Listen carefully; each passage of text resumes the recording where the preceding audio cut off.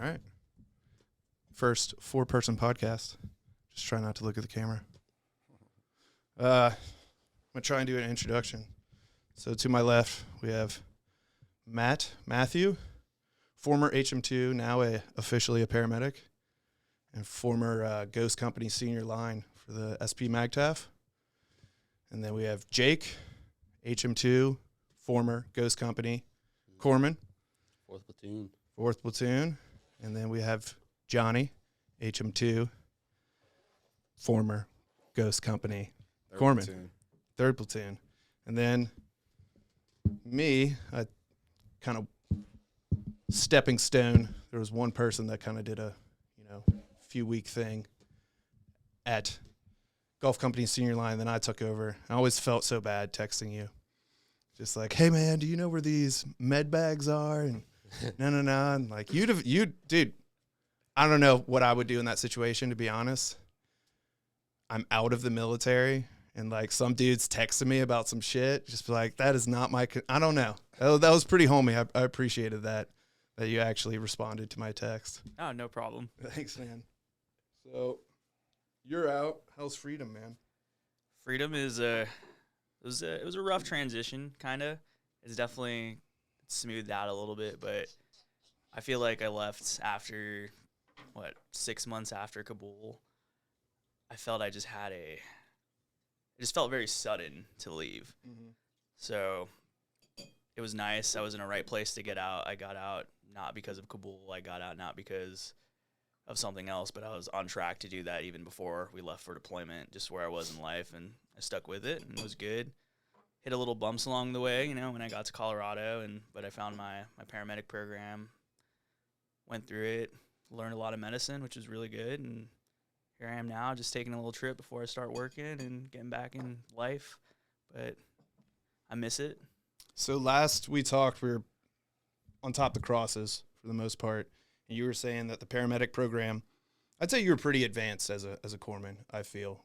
I don't know if anybody can kind of – I definitely asked you advice about shit, had you critique my programs, and but you said the paramedic program was some of the – kind of the most medicine you've learned in a while, or kind of like push your medicine and like challenge you a little bit, or? Absolutely. Yeah. Just from changing patient demographics, from being 4 years with the infantry, you don't really see much diseases really. You're just dealing with acute MSK. Thank you. And just pass it down, please. Oh. These are awesome. And just the common sickness, but I got into, the heart, the lungs, the systems, all age groups. Learning how to use monitors, learning how to use equipment I've never used before, medications we've never really touched. And you talked about actually understanding EKGs. Yes. Not just shark fins and like. Yes. Not just identifying the 2 lethal rhythms, but. It's the boop, the bump, and then the dent, dent, dent. If it's not that, you're probably going to die, bud. I'm sorry. Yeah. I need to go talk to my doctor immediately. But it's been fun. I like it. That's cool. I like being when I got out, I had my EMTB cert.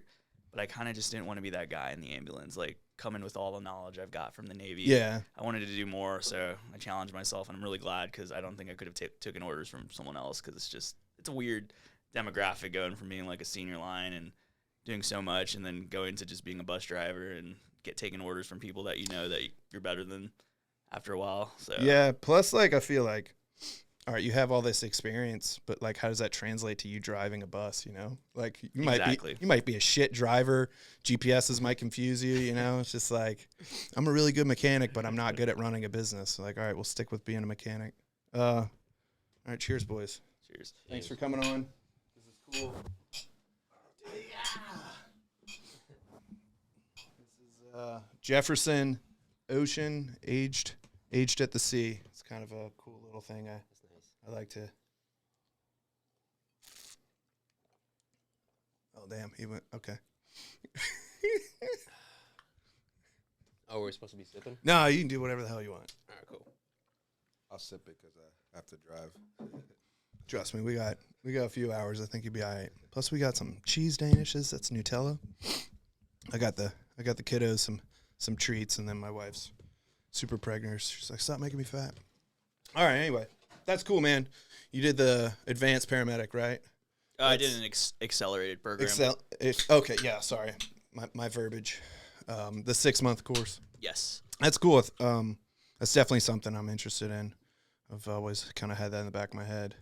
But at the hospital, they're like, you can get in the paramedic program, but we'll teach you how to drive. I was like, I'm not really interested in that. I appreciate For all the corpsmen transitioning, looking to get into EMS, the one thing I recommend that you do in the Navy is just get your B cert, because the Navy will pay for that, and you don't have to deal with like a semester somewhere or whatever. It's so easy to get your B cert in the Navy. So if you're looking at a career in EMS, just start there and get it before you get out, because that's the one thing I felt like the Navy gave me in terms minus experience and everything. But that's the only, for Quad 08404, that's the only certification I had. Yeah. Not phlebotomist or nothing? Nothing. Didn't do no U.S. maps. Didn't do any of that US stuff. We got beer, by the way, if y'all want some sick. brewskis. I got mine as well. If y'all want the Cool. darker stuff. And then you wanted to go to CTM, right? You wanted to be the guy? Yeah. One of those guys? He definitely did. He talked about it. Well, yeah, because my best friend Jeff Mays was there at the time, and I just always felt like I was pretty good at teaching, and I wanted just my terms of the contract. I wanted to go to the special MAGTF with the boys, but we all went to ITX together, and towards the end of ITX, they told us, hey, deployment's canked, and I was just like, yeah, I don't want to sit here for another year. I mean, it'd be very helpful, but I would rather go teach new corpsmen before I get out, because it's just something. I'm looking for a different change of pace, too, instead of just doing another work up to nothing. So I went, I did my interview. They liked me a little bit, but it's just more leadership didn't want me to leave at the time. So yeah. That's understandable, but that stinks at times. I'm thankful they kept me in the battalion and pushed me thankful. somewhere. Yeah. You would bug me while we were in 29 Palms, just like talking about, it's like, yeah, like when we get back, I'm gonna like interview, gonna be a CTM instructor, deployment's not happening, and you're gonna be senior line. I'm like, I don't want that, my man. Just all cogs in the machine, man. Yeah, I felt super good. I was like fourth candidate for senior line. They like passed it around to a bunch of other people first. I was like, I feel so honored. So honored. Really? It was you, and was it Chandler or someone else that was trying to go over there, and they said no? Or I think it might have been Chandler as well, because Chandler's just Tiller Chandler. He's a great dude if he ever listens to this. But he's like 23 and he looks old at the time. Dude, did you see his cat card? I'm sure you did. Yeah, that back when he had his glasses. Atrocious. Yeah. I was like, did you do this on purpose? He's like, yeah. No, I think he got a lot better towards the end. He looked kind of his age. Yeah. He filled out. Yeah, dude, he looked like a fucking Jeffrey Dahmer. He Like, looked like a tank. yeah. So Jake, you're over at CTM. You've been there a good minute, right? I got there in, I think it was early December 2021. So like got back from deployment and just like only a few months later, I chopped over. It was during kind of like the downtime of NITO or CTM. There's not any classes going on, so it's just like hanging out, kind of learning like what to expect whenever the class shows up, and just doing a lot of teach backs in terms of like what to get ready, how to be an actual instructor and present and stuff like that, because I've never done that. That was a part of the reason I wanted to go as well, so I could have that skill base. Yeah, otherwise it's been a hell of a learning curve. How's that instructor life? Like that, because that's always the thing I hear about, like, oh, this is good, but the instructor hours, I've heard that at SOY, I've heard that everywhere. It's just like that instructor life is rewarding. You do get time off, but like when you're on, and you're doing early mornings, late nights, and then overnights probably, from what I've heard, as a CTM dropout. Possibly to come back. Yeah. Thanks for outing me. But yeah, the hours going there, because we've gone through, I think, 3 different curricula since I've been there, in terms of like trying to change it up so that we can have more pass and fail, adjust some things as new guidelines come in. But on the off time, super chill, very, like, we're all friends with each other. Like, this is one of the places that I would say all of us look forward to coming into work. That's cool. Because when we're not teaching, off time, we're hanging out. It's just like a bunch of the guys and one girl just hanging out, just shooting the shit. We know who she is. Yeah. She's cool. And we all just have a ton of fun. Like, it's absolutely ridiculous. But It's great to have that kind of camaraderie with a group you work with, and I don't Yeah. have to dread coming into work. I can actually look forward to it because we laugh like all day long at just like so much stuff. Then contrast whenever the class is actually starting. So in the off time, it's just getting ready for the next class, studying your stuff, and just doing teach backs after teach backs to get the new guys ready, and just like show them like how you can be a better instructor in terms of like presentation, communication. And I always tell like some of the new guys about this guy. I can't remember his full name, but his thing on like Instagram and YouTube. Can I say that kind of stuff? Yeah, sure. Is like at AskVin, AskVINH, and he's just all about like how to present to people, how to better yourself as an instructor or as a presenter and stuff like that. He's a civilian or like a? Yeah. Oh, that's civilian. cool. His whole job is teaching people how to be better at talking to people, basically. Johnny, can you pull that that red thing a little bit? The shot got messed up. Yeah, just pull that tail in until it's taut. Keep going. Keep going. There you go. You're good. Appreciate it. Thank you. Sorry to cut you off. No, you're good. And then, so on the off hours, it's still a ton of fun. We have normal hours, if not kind of early hours, and very relaxed. But when the class is on, it's 4:30 mornings. PT starts at 5, and then depending on the class size, which now we're pushing 40 when we can, it's hours that will go all the way to 6. Yeah. And then some days are even longer with certain scenarios that we run. You have night lanes, right? Yeah, we have night lanes as well. That and that's like not having like a whole day off. The night lanes is still a full day of lectures, and then we'll implement some like night stuff for them, and that just runs really long, and then back the next morning. And y'all were on ESPN for some reason, so that's pretty cool. Also on NBC. What? That makes more sense. I didn't understand the ESPN. Dude, is that fucking rad? Yeah. Yeah. Like, dude, if you ask me, like, do you want to be on ESPN? I'll be like, yeah, probably for the most part, unless you're going to make me look really dumb. I didn't understand, like, the connection between ESPN, the sports network, and, like, I think combat trauma. I don't know where they necessarily got it from, but it was for Veterans Day. So that's Okay. like how they reached out to us. I'm not sure who recommended us. And I know that They made y'all look good. They made y'all look cool. Yeah. Like, that was cool. Yeah, 100%. It was really neat for them to be there. They had like a whole entire crew there, where in contrast, NBC was just there because they do it at stops. And NBC, there was just one guy doing everything. And the clip is still like really good on NBC. I'm actually in that one because I think in the ESPN one, I didn't really make the cut. And I was like, well, Mom, I'll send this to you, but I'm not in it. Yeah.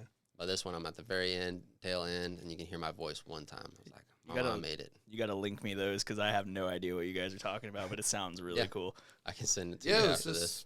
just randomly, we got like a link in the chat from Benson, who wants to see y'all, by the way. He lives down the street. He wants to say hi before y'all leave. Oh, Yeah, so does Sergeant Hill, if you know him. I don't know him. But Yeah. Benson just like puts a link in the chat. And he's like, look at this. And it's just like an ESPN clip. I'm like, what? And then some confusing comments below, but like, I thought it was cool.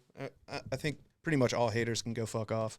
Yeah. Like, shit's cool. Look at the cool part of it. But I just didn't understand ESPN, but that's cool for Veterans Day. It was fun, and like Cole, he was like the person narrating everything. The for it blonde all. dude, The right? blonde dude. Yeah. Yeah. I like that guy. He's cool. Yeah, he is. Mr. Mustache? Yeah, Mr. Mustache, poster child, Aryan genetics, and everything. Just go ahead and cut that. Okay, yeah.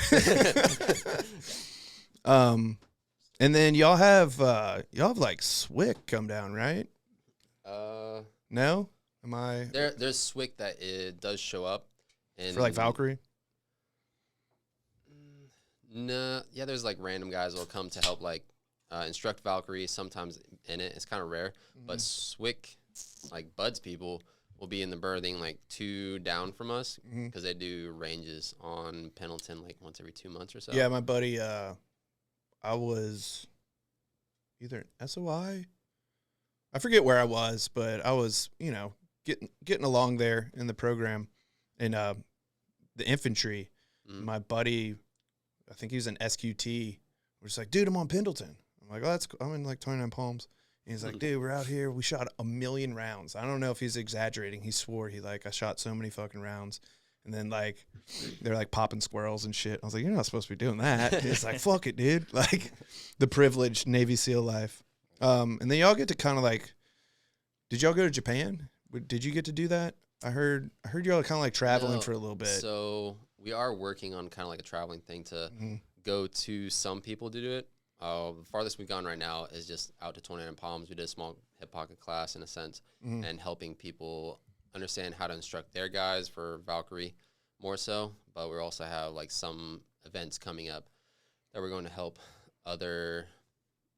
I'm not sure if it's nations, but we're slowly helping others. But the Japan thing was we were reaching out. We were taking in other corpsmen from like Japan because they reached out to us, heard about our program, because CTM is the only thing like itself in the MEF. So now they're trying to recreate because it. the East Coast is untrained slobs over there without a CTM program, right? Yeah. Just complete garbage. I remember, so I started out at Med Battalion over there. Really highlight, very boring. Yeah. But I remember they made a CTM for Med Battalion that like other people would go through. It was because we had a bunch of senior people that were from Blue Diamond who like wanted to go over there and create that. Yeah. It wasn't like a 2-week long program. It was just 3 days. And each day was just like more like a CrossFit style haze fest in the morning because it was a much smaller class. It was like maybe 13 of us, 15 of us, something like that. Hazes, and then just knowledge. Third day was just dragging people and all that kind of stuff. I did a coverage for midshipmen down at IIT over the infantry immersion trainer, like right across the hill. Place sucks. I did it back in the Marine Corps. I don't even know where I was, but so like this lieutenant walks up to me in the morning, some guy I never seen before. He's like, "You're the corpsman. You're going to be doing our lanes." I was just like, I'm the safety corpsman. I should not be doing any training besides real medical treatment. And I was like, maybe the one attached to the midshipman.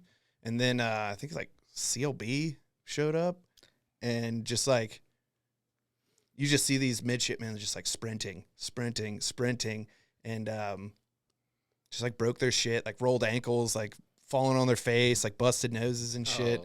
I was like, hey, good for y'all. And then the midshipman went and just kind of fucked up Op 4.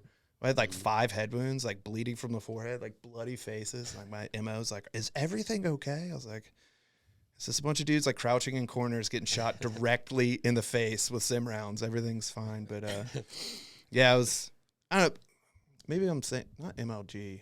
I don't know, dude. Some like CLB is definitely MLG, but yeah, that's how I want my naval CLB, officers is to, just head wounds on Op 4. They should be future leaders of America. And like Op 4 was trying to be like, oh yeah, I was just like, I know they were like breaking the ROEs of the training, but they fucked y'all up, dude. These scared college students, these females that are crying are just like, just right in the face. It was fucking glorious. And like, true, I have pictures just like really bad looking, like dude's like drinking his blood. I'm like, oh, yo, what's up? It's just like a little flesh wound. I'm like, all right, bro. I've gotten to talk to some prior CTM instructors from like back in the day, like around 08 time frame. And they were telling me like back then they would use airsoft and like these other stuff during like night lanes and like other lanes. They said at some point they had to stop, and he was telling me a specific story where he just peered around the corner, popped off one, just airsoft, and it hit a chick. It grazed off of her eye shield, hit and like right at her eyebrow, and just made her just bleed, and like cause like a bruising effect. And she was getting married that weekend, so she got married with a black eye. Well, hold on. Poor planning on her part. Yeah, because exactly. like, what if she? I don't know. I know there's like some pass or fail criteria. Like if you made it to a certain point, like technically you've passed, but like you're not really performing well. Yeah. So like, what if she got married on an L? Just like, and you failed the course. Oh. Have fun this weekend. Like, okay. Congratulations on your wedding. Yeah. Holy That was. I'm not gonna get into it. So that's cool. You like it over there? Yeah. You're kind of loose with the uniforms. That's pretty cool. Yeah. We get to wear black shirts a lot. Soft cas here and there. Last time I saw you over there, it was like, well, no, second to last. you're like flannel beanie, some like cargo shorts, and like some whatever boots on. Yep. And you're like, I'll bleep my name. You're like, and I was like, what's up, dude? I was just like, what are you wearing? Yep. Like, Some days just fuck like, it, man. hey guys, we're doing good. Just like to relieve the stress of all this extra hours, we're trying to give ourselves as much like small wins that we can to be like, it's not that bad to be here. Yeah. I like being It's here. pretty cool. I get to be comfortable in pants that I have. But yeah, job satisfaction there also is another reason of like being there is so great. Is because my job satisfaction is close to an all-time high after like come back from deployment, because impacting directly the people that are taking all our places where we're going. So like to get better at instructing and try to better myself to like really portray knowledge in a detailed fashion, and like seeing people like really catch on and kind of cling to the knowledge is like extremely rewarding and gives a sense of relief, knowing like they're going to take on for our guys that we left behind, kind of sense. Yeah. Hey, off the wall question. Do you remember the first time you met me? Because I do. It was in the BAS? Yeah, so you might have saw me the first time in the BAS. You were like in Brinkley's chair, like in 1-4's BAS, and you had a ridiculous mustache. And do you have 2 warfare devices or just one? One. Okay, you're wearing your pin. You had salty camis, and like we're brand new. It's like Christmas leave or something, and I just didn't take leave. I'm like, who the fuck is this guy? Like, you look like an operator. And you're just like, like giggling in the corner, like Coffin comes in, you're like, look at your fucking mustache. And you're like, no, and it's like mask. And you like take a mask, you're like, see, in regs. And then it's like, we didn't even know you were in 2-1. We're like, that's some other dude. Like, he's just like, he's someone's friend. He's hanging out. And because we're all fucking new. And then the next time I really, like, actually, I think you like shook my hand because I got promoted. But I didn't know. I think it was like, it had to have been after the ceremony. Like some colonel from or some captain from the Navy came and talked to us, and like, Was that the COVID? Yeah, it was the COVID vaccine. Captain Deaton. Push. Yeah. And I just remember this so vividly because I kind of got grossed out. Like I walk up to the formation and like people are just like, what the fuck, dude? And like I stand behind you. And you're just like, and you look at me, and you farted on me. Really? And I was like, dude, that's gross. And like, whatever. And I don't know, something about you being skinny and farting on me kind of freaked me out. In that case, I'm sorry. Nah, you're good, man. Dang. For sure. I'll say like the first time I remember you, I only remember the first time seeing you was complimenting your mustache. Oh. No, that was, wait, did you have a mustache when you showed up? Yeah. Yeah, because I think pretty much anybody who always has had 'em. a respectable mustache, I'll compliment, like, bro, I respect it. Yeah. Especially like, before deployment, you're letting it really grow out. Oh, yeah. Getting, Well, I saw a prime example of like, because I'm a dude. I came from 29 Palms 1-7, and like, people always ask me like, what's different about the Marine Corps since you've been in? I'm like, A, I'm a corpsman. B, I'm in Camp Pendleton, not 29 Palms. It's so many years later, and I think I'm in the hood. Like I think Camp Porno, and I've definitely seen it. Just like, these dudes' uniforms are trash, and nobody stops them. Like when I was in 2-9, like from across the parking lot, hey motherfucker, that fuck over here, and you're getting yelled at. Who's your this? Who's your that? Oh, good, you're dead. Like, and so I'm kind of like scoping it out, and like our LPO. H1 Coffin is just like, look at this mustache. That's ridiculous. And you just put a mask on. You like, see HM1? He's like, oh, okay. I'm like, oh, well, fucking full send, dude. And then I meet all my Marines and like, you're a prior machine gunner? I'm like, yeah. Like, oh, we don't give a fuck. Like, do whatever the fuck you. And I had a conversation with them. They're just like, dude, you're always responsible where you needed to be. Like, we didn't give a fuck what you did. Like, it always worked for us. I was like, sick, dude. That's all right. So the mustache, dude, the gay mustache thing, that's cool. That was the best thing about just building that relationship with your platoon, and then they just like know they can just count on you when you're like they need you. And it's like, Doc's like working out, taking care of himself. Yeah. Like we don't need to micromanage his shit.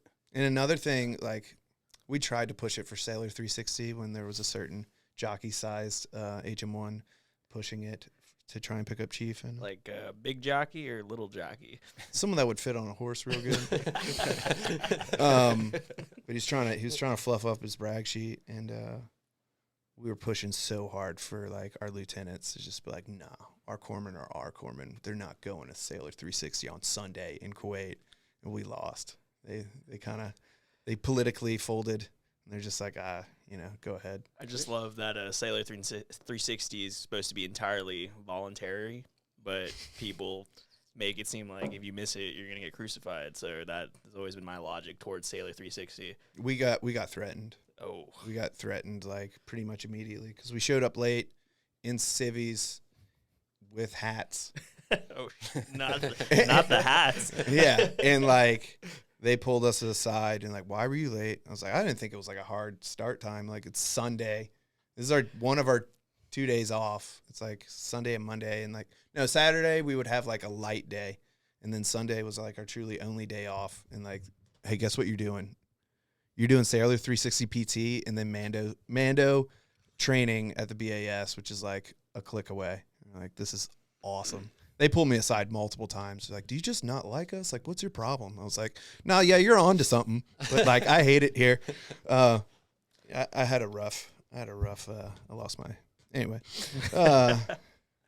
Yeah. They use those, like the Sailor 360 stuff, our leadership, they just kind of use them as like, so they can just, how you're saying, like beef up their brag sheet. Like, yeah, it was so really, apparent. They don't really care about that. And It's for the E6 and above, and not for the E5 and below. Yeah. and that's Johnny, pull it a little closer. that's the part that kind of like gets me sometimes, because like I just try to be focused on more like, hey, we need to be training medicine, just because like that's what I got from like when I first got here, and like how Garcia was just always about that, like, hey, like respect your craft. So I always looked up to that part. But yeah, like I'm always just like medicine, and they just like shoot you off like, oh, we need to do these collaterals and all this stuff. I'm just like, all right. Yeah, that's one critique. I think he's a great dude, but I just remember, I'm not going to say his name. I remember there was a certain HM2. And I was like, I need this, and that. We need to get this shit pulled and like ready to go, because we're on like a standby to go. Like, y'all aren't going to Afghan. And I just remember, like, burned in my brain. I was just like, that's great. Can we just do our jobs here and like get the equipment ready that my platoon has requested? And he's like, okay. And then when I went to go pick it up, like a certain big ogre was just like, you sure you're supposed to be taking this? And I was just like, hey guys, I know y'all, I'm not well liked, but like, just let me do my fucking job. I remember when we got the heads up in Jordan, they're like, hey, we might be going in X amount of time, just be on standby. And I started packing a little AMOL. And I know where this is going. People were just like, you don't need that, dude. Like, you're not going to understand. It's like, dude, if we're by there, like, we need to make a company aid station if we're by ourselves. Yeah. Like, we're carrying barely enough to treat 2 patients. Like, we should be able to resupply. We're going to be in a hard structure. Like, let me get this AMOL packed for everything we might need to deal with, like, Yeah. all the refugees. And they're, certain HM1, the only one in Jordan was just like, yeah, you're not going to need that. And I was just like, and boom, we got like basically the Warno, like, hey guys, we're going in X amount of hours. Like, the shit's real. And I was like, good thing I packed that AMOL. And, He gave credit where's credit's due on the mountain last week. and on Abbey Gate, if you went to that little inner gate proper where the little single room where Young and a lot of the dudes hang out. Yes. Yeah. I think you kicked down that door. Yeah, right? I created that on accident. Yeah. That green box, that was me. Yeah, dude. So I've said this over and over again. Like, you and Young were like vital players to the corpsmen, because our senior line, due to Manning and bullshit COVID, one of our guys left, and so they had a 81s needed a corpsman. Mm-hmm. So our senior line went from like this person we can like check in with, get supplies from, get the lay of the land, to a GP dude that like I would see it like literally just like walking by, like, hey guys, it's just like, yo, what's up, dude? And so we didn't have these key leaders for corpsmen, like hilariously, I don't know if it's hilarious, but like laughably, Especially when like they left every medical, Yeah. our chain of command behind. Yeah. And the highest ranking guy from us is you, and then Young was yet to pick up, right? Yeah, I think I might have been the most senior Yeah. in terms of rank. I was an E5 amongst the front.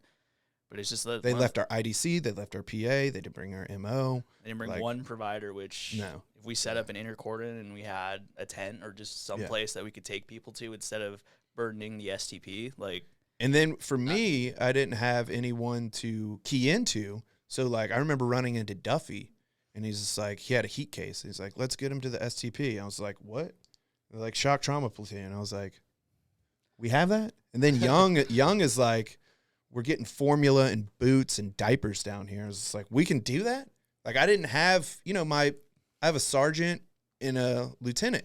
And whatever they tell me, that's all I know, So I was just like, you and you were two people are just like, we have these supplies. They're right here. I'm just like, oh, dude, thank you so much. Oh, my God. I need all of this right now. Well, I didn't know that we even had an STP until like 2-3 days there. Same. And like some random, like, I think it was like a sergeant major from like the MU came up and he was just like, hey, there's an STP like a mile and a half down the road. And I was like, what? That was the Special MAGTF's STP because you worked with those people when you guys were in Djibouti, right? Yeah, because we had their flight corpsmen. We had their Djibouti. Yeah, their like en route corpsmen attached to us. Yeah. For the trap stuff. So, she was good. It's crazy how there was I'm just going to say, there was a naval officer, not with us, not with Pendleton staff, that was appointed a med planner for the entire operation.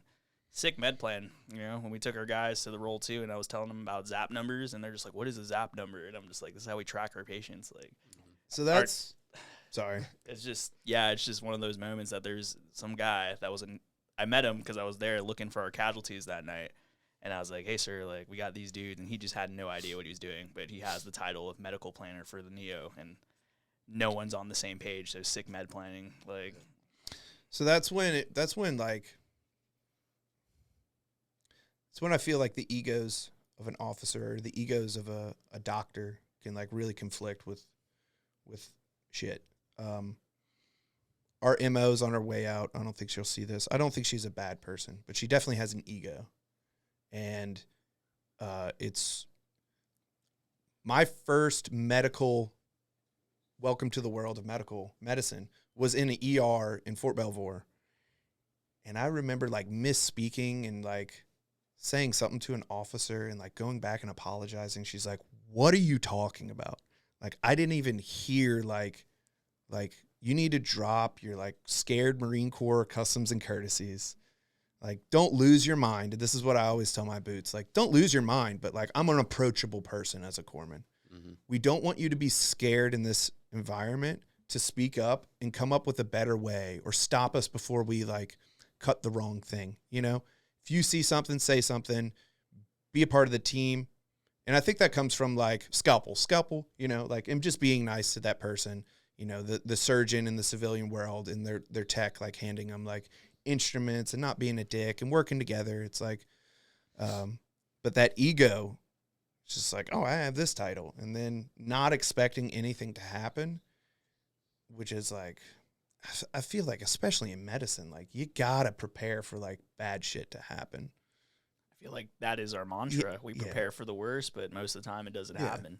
Yeah. Preparing for a crisis, it may never happen. Yeah. Luckily, we took it upon ourselves to like really train our dudes and like just like really care about like the stuff that we're doing with medicine and having that faith all in each other and be like kind of like almost like a slight competition, it's just like, yo, I know he's really good at medicine, right? And I was like, damn, what can I do to be a little bit better than him? Or what can I do to like pick up little tricks that he knows that I can add to my toolbox? And it's just like some people just, I don't know, especially like they just think they kind of know it all sometimes a little bit, but just having that faith in each other. And then I think we like put that into our Marines and they just like really just brought us in and like had that full faith, like Doc's going to be there when I need That's him. sick. So, also, when I showed up a senior line to golf, they're like, dude, we need some fucking pipe hitters. You understand? We got fucking Doc Torres. He's like, it was Mazak. He's like, dude, I need the Soviaks. I need the Torreses. I need the fucking Atlases, dude. I need to be able to. He's telling me they had to like pull Soviak off of like some like. She's like, no, you're not one man, motherfucker. You're a corpsman.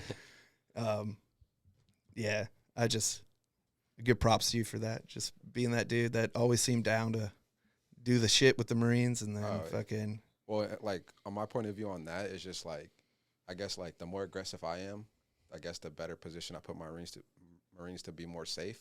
Because like if it gets to the point like I'm going in too, it's just like the more aggressive I can be, I'm a better asset to them instead of them having to worry about me. And then like, oh shit, like we need to put Doc at the back of the stack. Like, nah, fuck that. I at least want to be 1, 2, or 3. Yeah. Like, I think the best job, and as a Navy corpsman, is being a platoon corpsman. You literally get to hang out with your friends, shoot guns, hike. You're responsible for 20-some guys, and you get to just, as long as you're responsible and you can keep up, they'll love you. And I absolutely, it's so fun. Like, it's not a bad gig. It's not a bad gig at all. As long as you have a medical head on your shoulders and you're able to keep up and not be a liability, like they will just support you through absolutely anything. And I'm just honestly like attempt to kill people for you. I remember being at the end of ITX, we were doing the Marine Corps birthday, and we're out there just freezing our asses off, and we're like just not happy that we were forced to be there. It's like, everybody gets a beer. I don't give a shit. Because it's like 10 degrees, and we're there with just normal gear. We don't have a cold weather issue, and we're freezing. Like 1 hot dog and 1 hamburger apiece. Just had to sit in the dirt. I remember just sitting there, and I was sitting with, I think like one of my guys was Wolf, and like some other guys. And I remember, I think it was Tiller, came over, and like said some kind of like funny joke, making fun about something about me. I can't even remember what it was. And then like I chuckled it, laughed off because it's been said to me a million times before. He walked off, and then Wolf leaned into me. He's like, "Do you want me to fucking kill him?" And I was like, "No, it's good. It's good." He's like, "Are you sure?" Like I was like, "No, it's good." He's like, "Okay." Goes back to eating. Yeah, I had that same experience. So I had Sergeant Rambo, Sergeant Rod, and Sergeant Weldon, and like Weldon was the only one that's like kind of close to like senior to me. And I never pulled like, dude, my machine gun knowledge has like far gone, and these dudes are so well trained.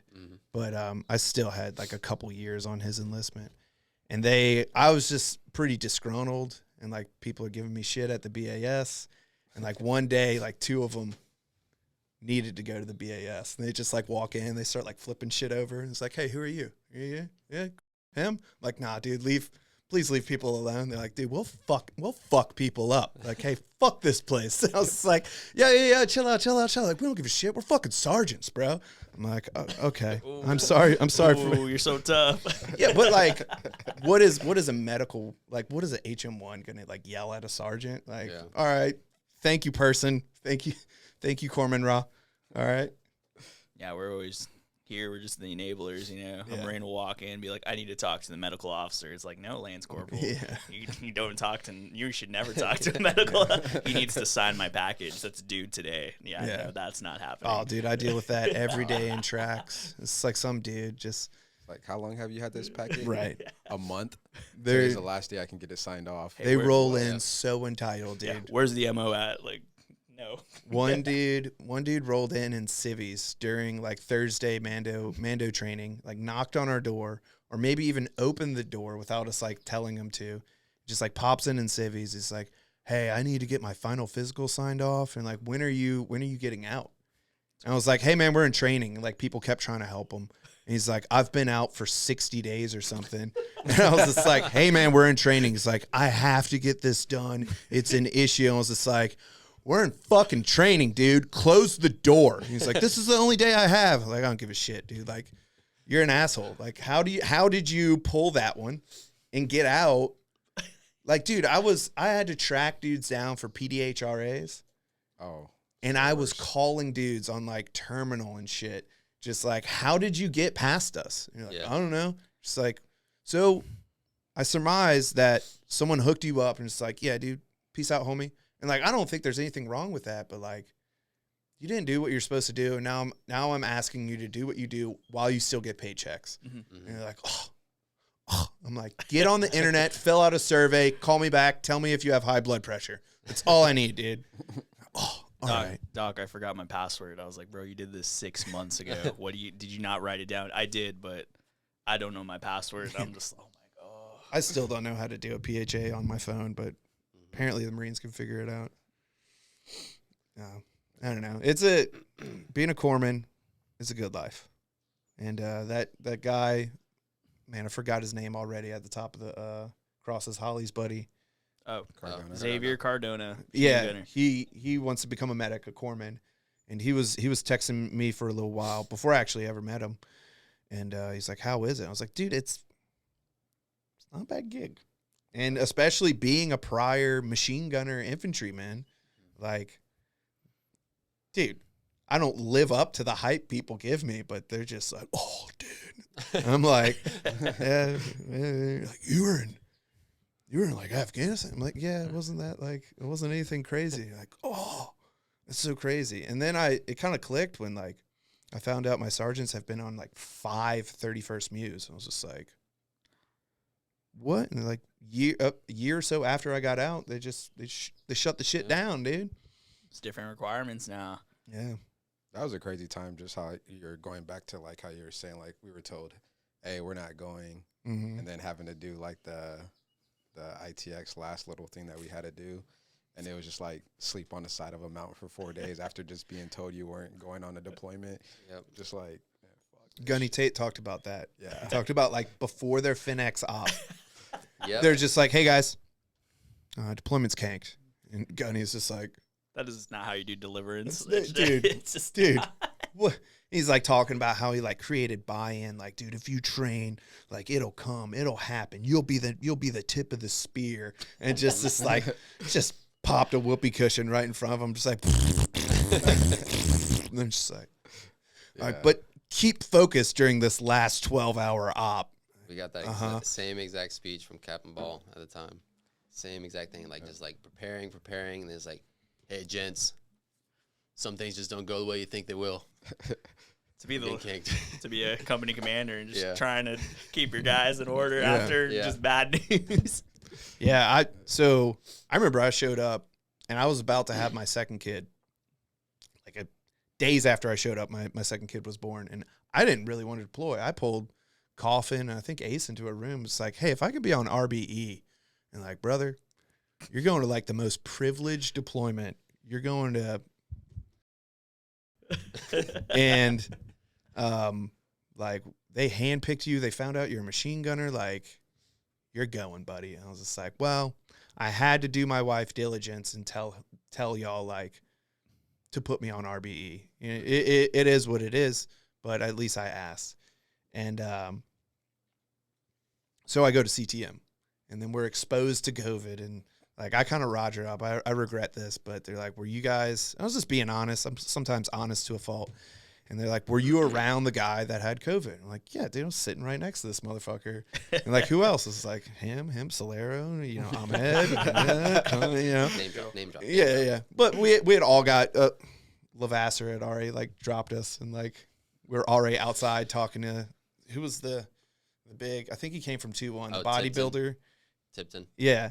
And Tipton. we're like, we have half the vaccine. It's like, doesn't fucking count. Anyway, you guys are all dropped. And we're like, we were doing really well. Like, my squad was fucking nailing it.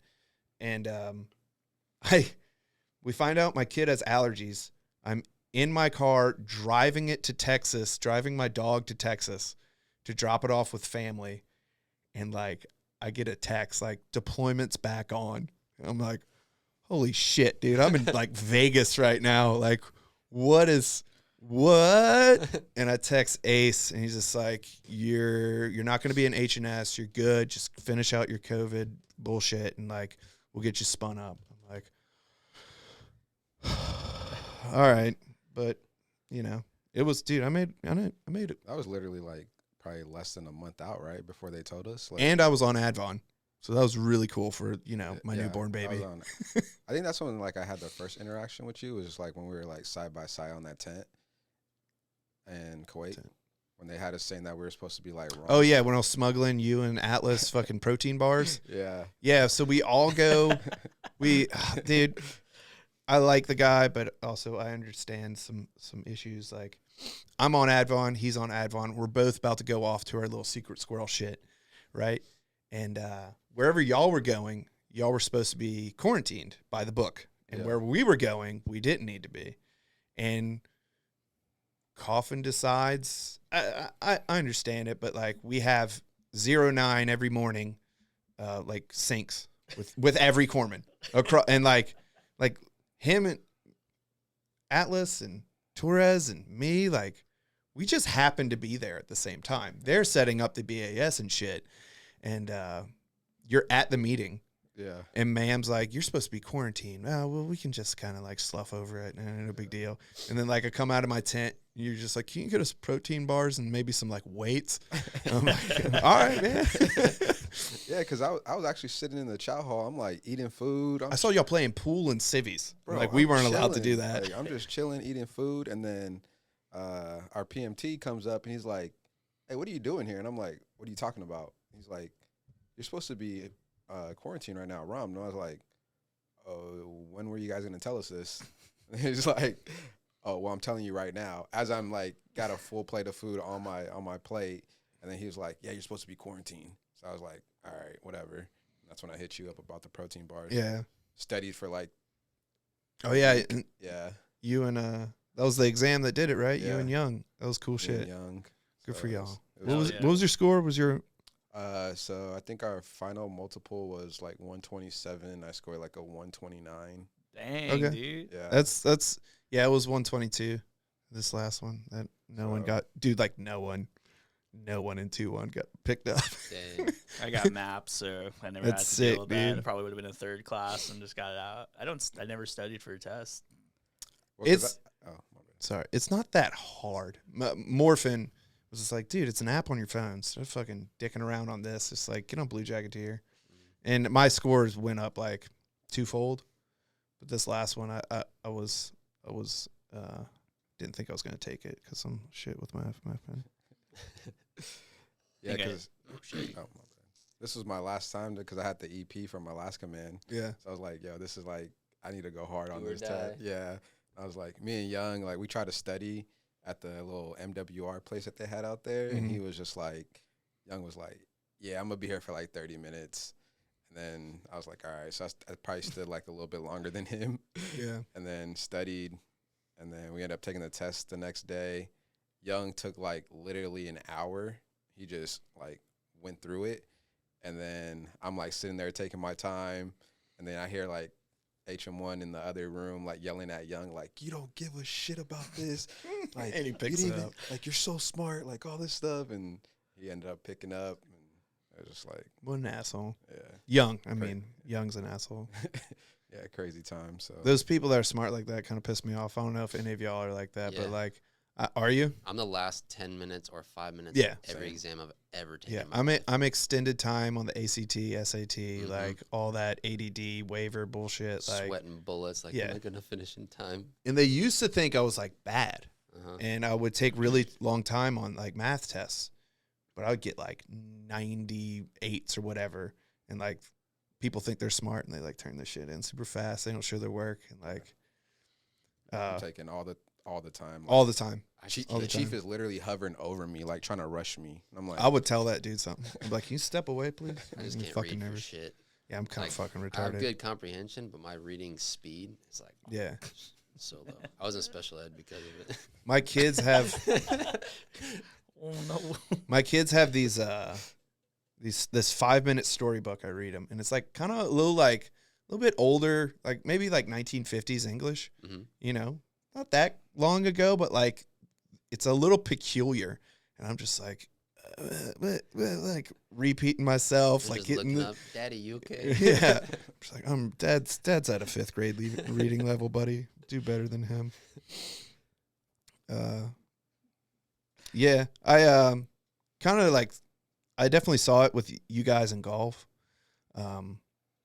Like that kind of competitive edge that, and I got this from a couple dudes. I can't really spot them right this second, but like people that were stoked about medicine.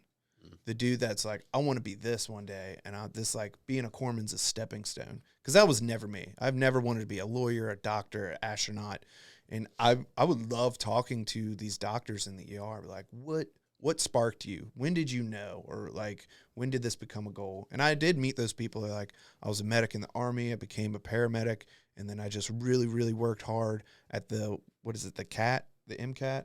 Mm-hmm. And, you know, I failed it a couple times and then I passed it. But like, especially for me, when I fail on something, I tend to learn it better. Like this last exam, I remember so much from the exam and I wrote it all the fuck down, which I don't think you're actually supposed to do. And like it all sticks so much. H1 told me to do it. It like all sticks so much more, but I know I got all those fucking things wrong. Yep. So, but yeah, seeing people that are like stoked about it. And like one of the things you told me, maybe I can remember this. It's like, I really only need a Marine to establish an airway. No. To like stop the bleeding and to maybe like get an IV. But I don't think this was the last one. It's kind of like on that purpose, but it's just a Marine should stop hemorrhage, assess the chest, maybe seal the chest, and by that time your boy won't die until a corpsman shows up. I don't need you to be trying to do a needle D or trying to do something crazy. Just make sure you can stop the bleeds and seal the chest. Yeah. And then when a corpsman should show up at that time. And maybe, all three of us, well, four of us could talk on this. Like, there's definitely so much, and I saw it when my first time going through Valkyrie, just the overwhelmingness of like the algorithm and like my, because I showed you my thing. I call it walk, crawl, walk, run. And it was what I taught to Marines. And you really helped me with that. Like, yeah, brother, like, this is what we need from the Marines. You can teach them all this other stuff, but like, that's extra. It's extra. Like super basic. And I remember it was one of my buddies. He was my partner. He's like kind of bummed out because he wasn't doing too well at it. And like I write it all down and I kind of like get to this thing because you'll see it on deployed medicine. It's like, this box, is it this? Yes, go here. Is it that? And I do that for myself, and it is overwhelming. But it's like, you know, the basics, the airway, the bleeding, the airway, the like. You keep going down the algorithm, and it is super overwhelming. But it's like, man, what is really gonna save that motherfucker's life? That gallons of blood on the ground and like him not breathing. Mm-hmm. Work on those two things, and then like everything else, you'll get there. You can kind of slow yourself down and start to focus on that. So I don't know. As I have to like, I feel like I'm ESL for medicine because like English second language because of my Marine Corps like gruntness, where you guys joined to be corpsmen, and I'm just like I kind of fucking fell into this. I dig it, but like. I think it's really cool when I see someone that's like stoked about it. Like this shit's cool, dude. You can actually like live tissue. Like you can actually fucking save somebody. I've never gotten there, but plus that doesn't happen. Yeah, I have a friend out in 29 Palms that I really admire how he just like portrays everything because he takes his job so serious that he's only a senior line, but he's studying how the heart works on his off time just so he can like better understand it for when he needs to know that kind of knowledge. And so he can, like, better tell his corpsman and stuff like that. Yeah. Just takes the job fully serious, and he's one of the better ones out there for sure. I'll take a kind of a page out of Bill Burr. It's like anybody at the top of the game, I might not necessarily want to be that person, but I think what they do is cool. Like, pretty much anybody. Like, a pianist, funny word. But, like, anybody, you know? Fucking the infantrymen, the trackers, dude. Like... I've always kind of liked tracks. My drill instructor was a tracker. He had like yaz on his forearm. He's this big motherfucker. I was in the back of tracks for the 31st MEU, which is just fucking hell. Absolute hell. Like a fucking fiberglass bench seat, just inhaling diesel fumes, like bopping around the desert. You're still in an AV or an ACV? AAV. AV. Dude. Like 28 people in something that's meant for 11. Yeah. Just awful. In 29 Palms, where like they're not supposed to be really. And then like doing coverage and like talking to these lieutenants and like these dudes that know their job really well, you know? And I was like, that's pretty cool, man.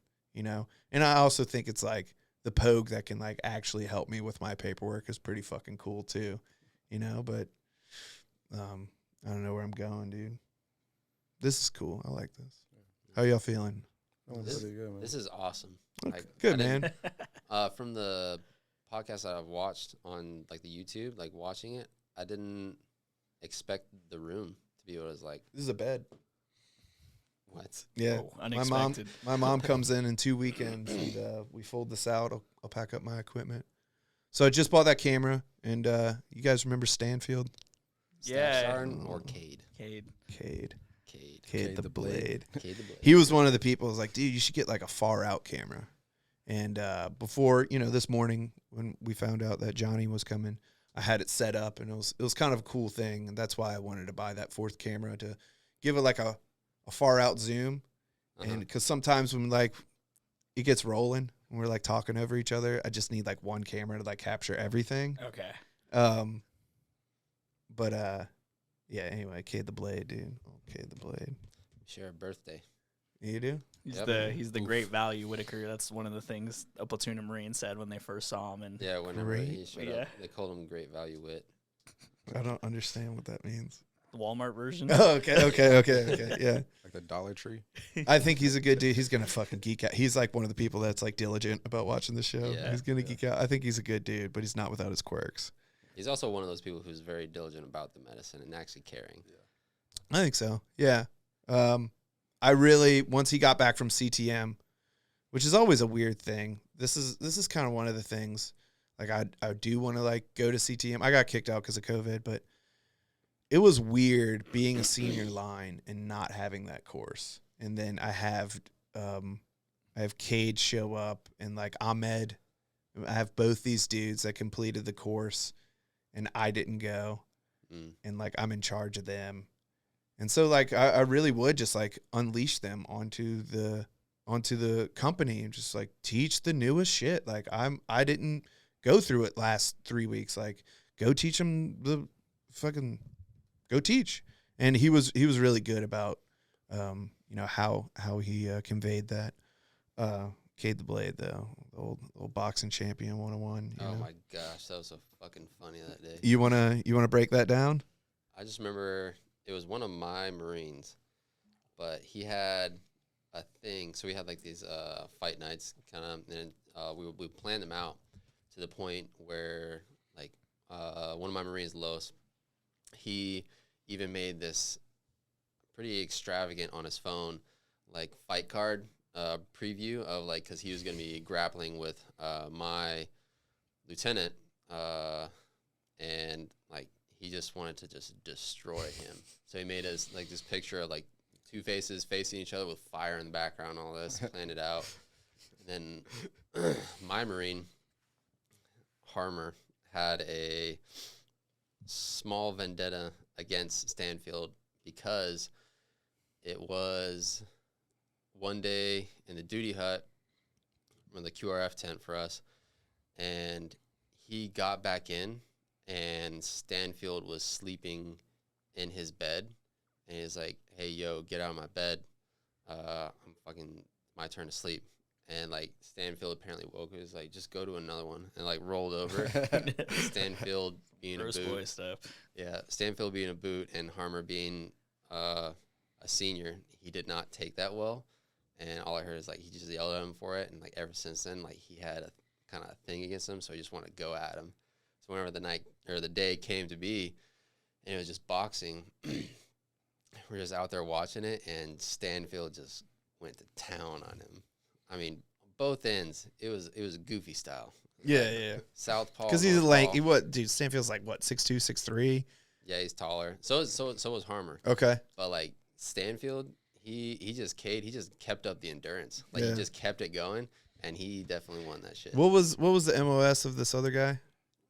He was just a rifleman. Okay. I heard he was a machine gunner, and he's like, I took pre-workout. And it's like as a machine gunner, I got mad at that story. Like you goddamn bitch, dude. But yeah, dude.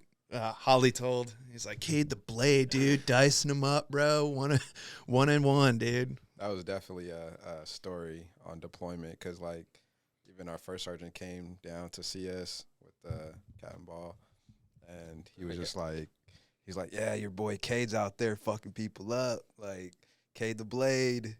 He got a name for himself that day. Yeah. That's pretty cool. Give me it. Side intermission, guys. Side intermission.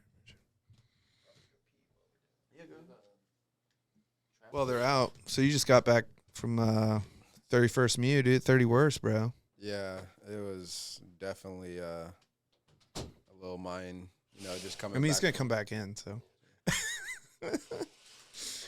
Fuck him, dude. It's Strap him out. definitely a little mind trip just coming back from, probably for your first deployment, one of your worst deployments. Yeah.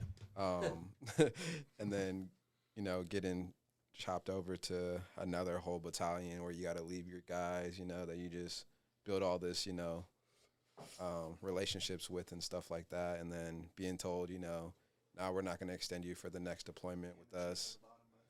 And then going with this new battalion, and it's just like seeing like, I mean, I don't really care because it's just like seeing like the care that they don't have for the medicine.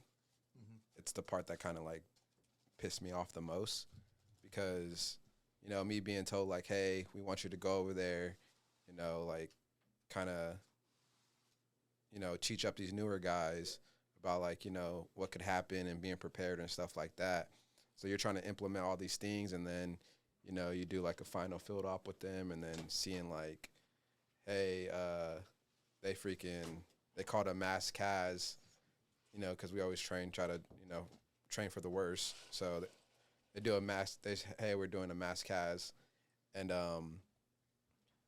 they decided to put like, it's 6 corpsmen, right? Two providers, a IDC, and then they give us 4 patients.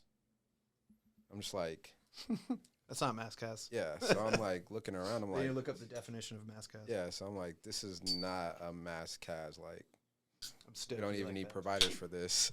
And so that kind of just like put a bad taste in my mouth. And I'm like, screaming and yelling, nicely, but I'm just trying to say like, yo, we need to be like training more this way.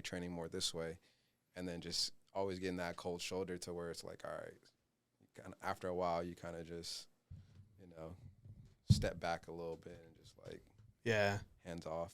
But Yeah, dude, I felt for y'all, especially my boy, because he was under me, and I had to yell at him.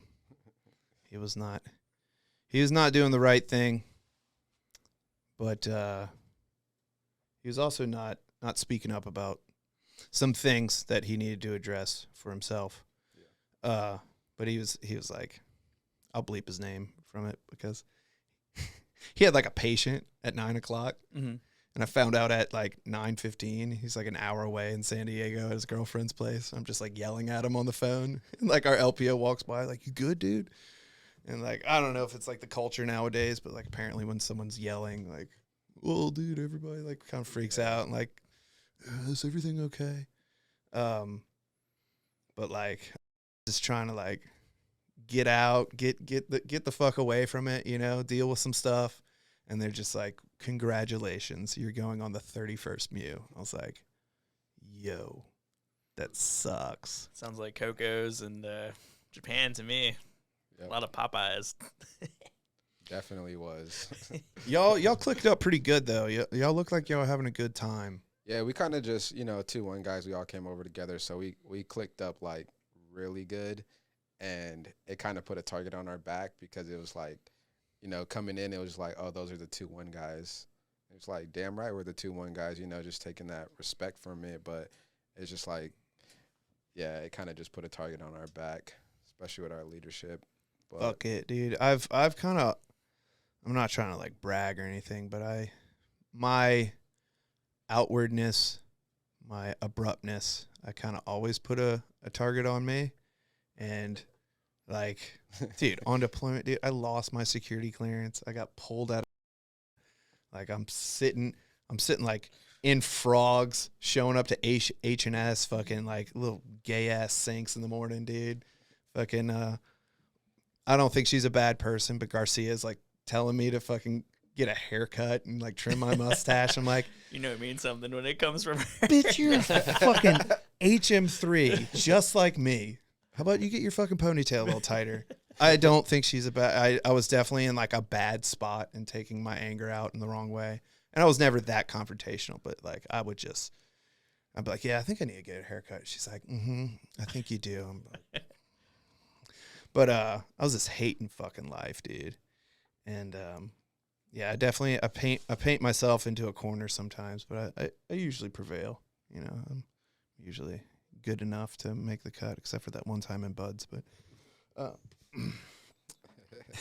I am staying with H1 Castaneda right now over in Coronado. He lives on the Strand, and dude, the life, bro. It's nice Fuck, over there. man. But I drive by the amphibious base and the Buds complex, and sometimes they cross the street as a giant, and there's just these poor dudes in Type 3s with their sea bags for some reason, and they're just got all their dive equipment, bro. Just doing the shuffle, and Yeah. just running between two bases, and I'm just like, man, these guys are.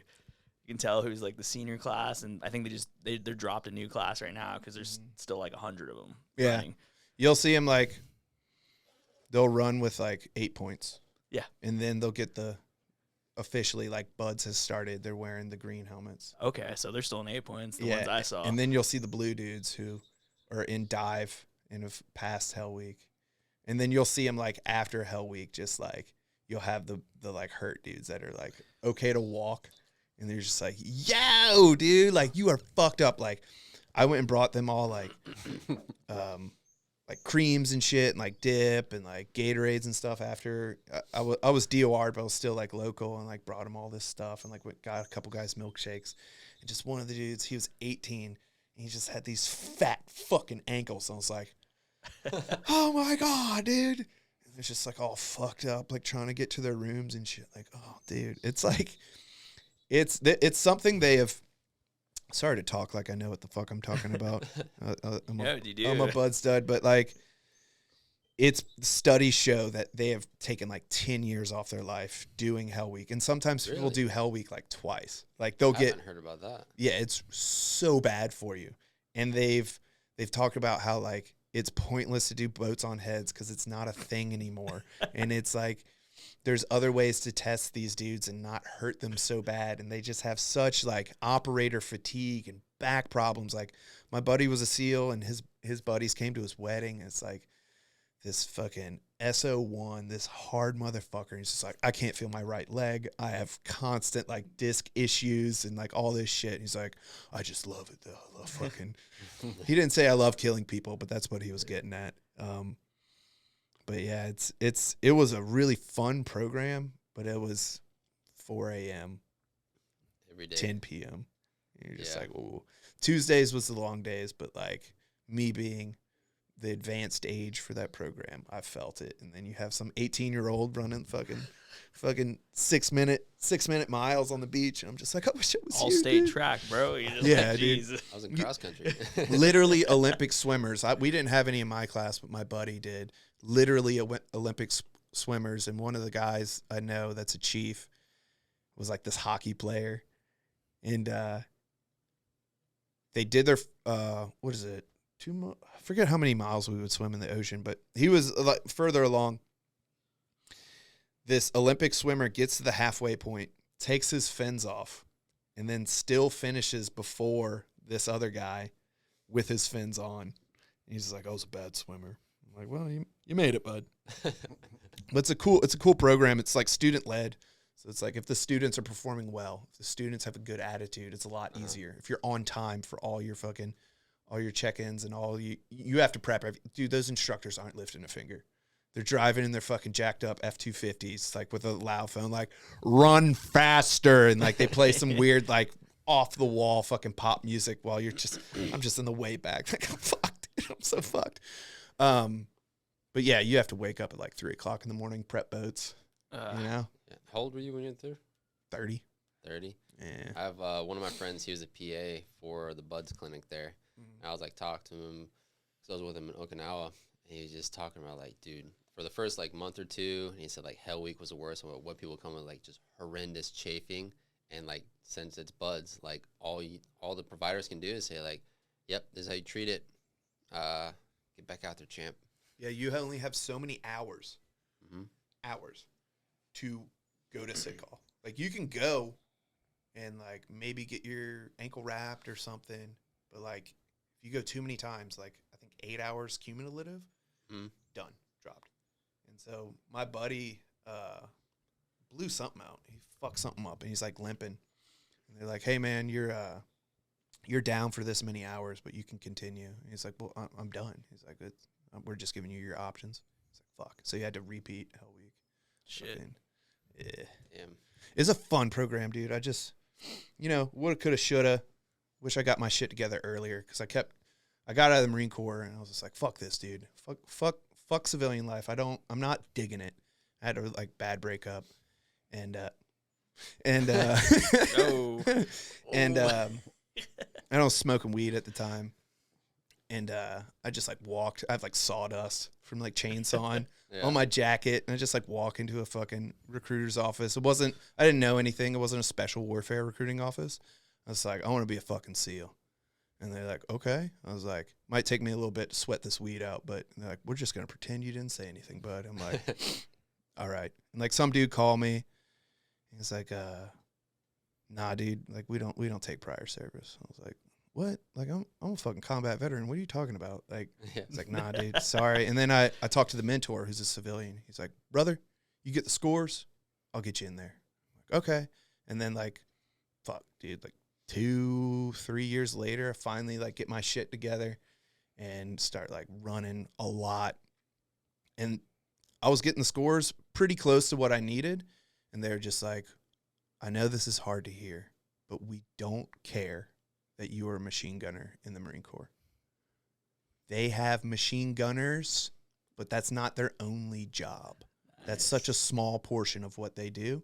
And we have to untrain you from what you've learned and then train you the SEAL way.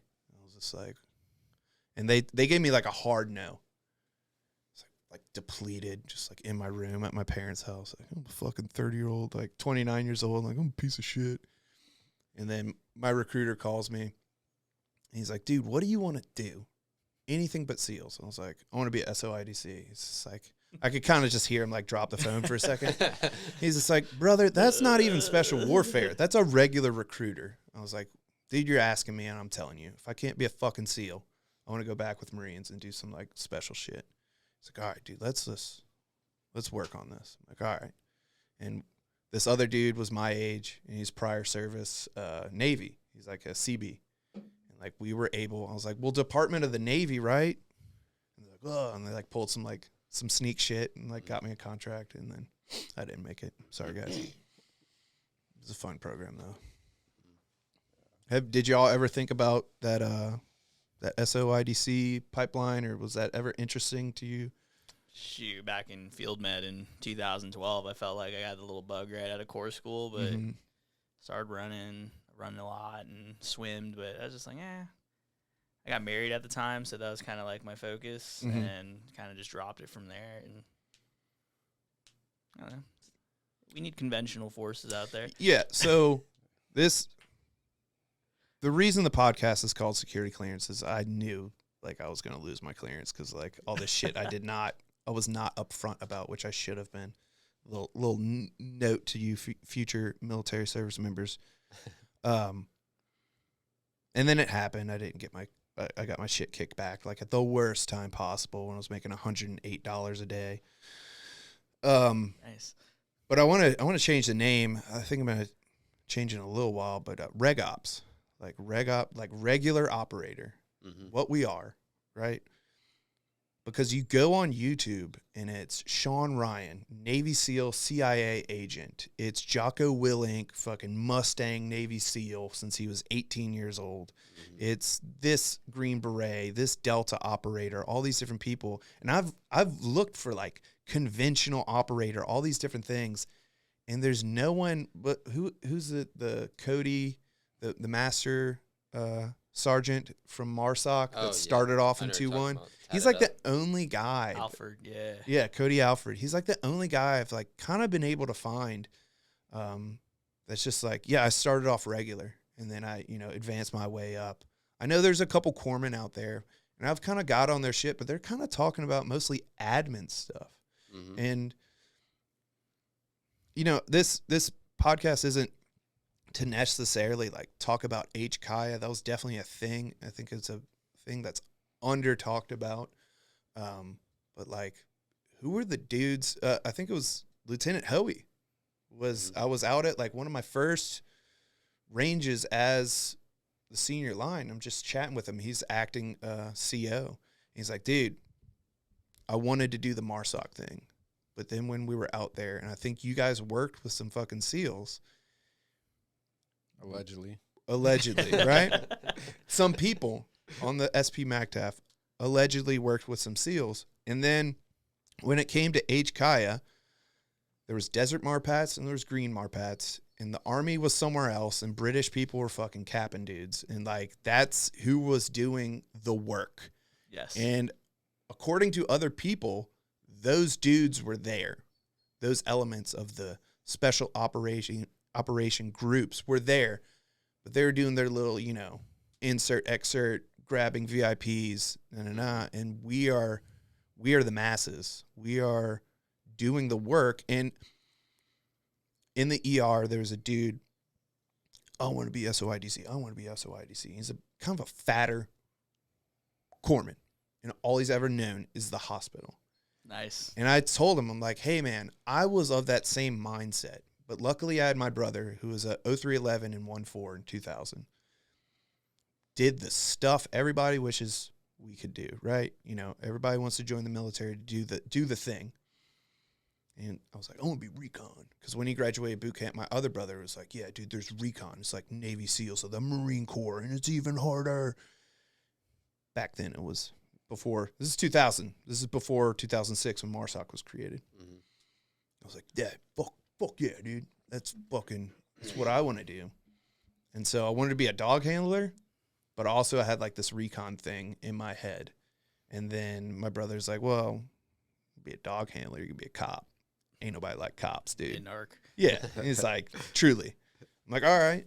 And so I went infantry, and like I had this recon thing in my head, and recon wasn't exactly doing the things that recon was, used to do. And, educating myself further on it, they have the two daddies. They have the Special Operations Command, and they have the Marine Corps. So, you're doing, cuff sleeves, and then fucking Sergeant Major, who's grandfathered into the recon or MARSOC communities. It's like, hey, Dad, where's your fucking haircut? We don't know unblouse boots and stuff like that. I definitely pussied out before I learned all that shit, but like, I feel like they lost that mission, and what we represent, a lot of people want to glide past that and be the special operator when they haven't experienced the Marine Corps. And that's what I would tell this guy. I was like, you want to be a special operations, independent duty corpsman, but you don't have any clue what the Marine Corps infantry is like. And then he went to FMTB, and he's like, I don't think I like Marines. They don't know what a hand and arm signal is for patrol.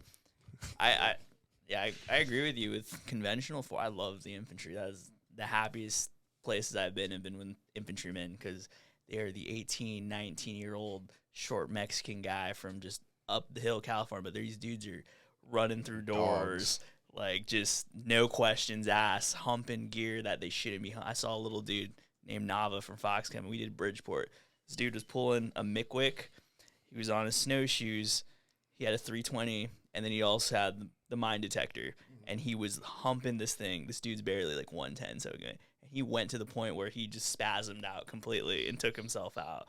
But you need guys to occupy ground. You need dudes to kick indoors. No questions asked. We did like a fancy assault on a town once, and they're just like, we need to come through the woods. Like, dog, like we spent so much time getting lost in the woods at the end of the day, and they just gave up, and we're just like, just rush the town. And it's like, yeah, that's our job. Like, we rush it. There's nothing fancy. We shoot stuff. Gun set up. Gun suppress. Yeah. And the rifleman buddy rushes his life away to the objective, and that's it. You find trenches, you find open fields. Mm-hmm. It's not hard. In my humble opinion, there's nothing like a thirsty group of machine gunners just waiting for the fucking hasty evac of the enemy from a town to do interlocking fucking fields of fire and chopping up cattle with fucking cyclic burst. They're just foaming out the mouth. Oh, dude. Yeah. Something about machine gunners, The 11s dude. have crossed the MSL, and they just stop, and then they break down. And you're just like, dude, these dudes are fucking gangster. Everyone squirting's the enemy. That's all you wait for is guns to get set, and then you hear them over. Like, and when you see those dudes set, they'll be those dudes. You guys are animals. Like, we love it. Yeah, and like, there's that little bit of like maybe a little bit of sociopathic, you know. But I just remember like I was a machine gunner. I got humbled so hard, dude. I went from like machine gun squad leader, just like carrying a 240 with my own ammo, because we had to break down into platoons and we just didn't have the manning. But I remember my 11s were these scrawny, like white and Mexican dudes, scrawny, and like the radios went down. They're like fucking with shit. They're trying to get shit up. They're trying to get this dude's fucking packing this. This one dude in 3rd platoon had a sucking chest wound after the fact, and he's just like, yo, what's this? And it's like, he's gotten like bubbles coming out of his ribs. And it's like, yo, that's some fucking hard shit right there, dude. And it's just all these scrawny white dudes. And then you'll see the Pogue. I don't know if y'all remember the guy that was trying to do 1 million push-ups in a year. Sure. It was when I was in. And it was I've some heard about it. desk jockey, jacked motherfucker. Had a high and tight for some reason. Yeah. And I remember girls be like, oh, He's a Marine. you Marines are so hot. And I was like, well, That's not a Marine. not my buddies. My buddies are made out of fucking straw, but somehow have like extremely strong backs and They like live never on fall out. Cigarettes and energy drinks. They live on And pizza, Domino's pizza. they live on ibuprofen, Rippets, and fuck MREs somehow. You Copenhagen. never see them drink water. You're just like, you good, bro? I'm ready to go, dude. Coming back from like a 4-hour movement of just fuck off, and you get back and like the first thing you grab is a Rippet. I'm like, couldn't even like consider a drop of water. Yeah. It's like, you're the reason you're fucked up. That's the biggest thing that always like boggled me, was just like these guys are just nonstop, just straight dogs. I mean, that's the only way I could put it. Like, they're just straight dogs, like, and they don't get enough credit for sure, because they're just nonstop getting fucked on, getting shitted on all day long, and they're just going out there doing it just to complete a mission. Yeah. And they don't even care. They're just like with their buds, Yeah. fucking slap a fat horseshoe dip in their mouth, chug a Rip It at the same time, and just going.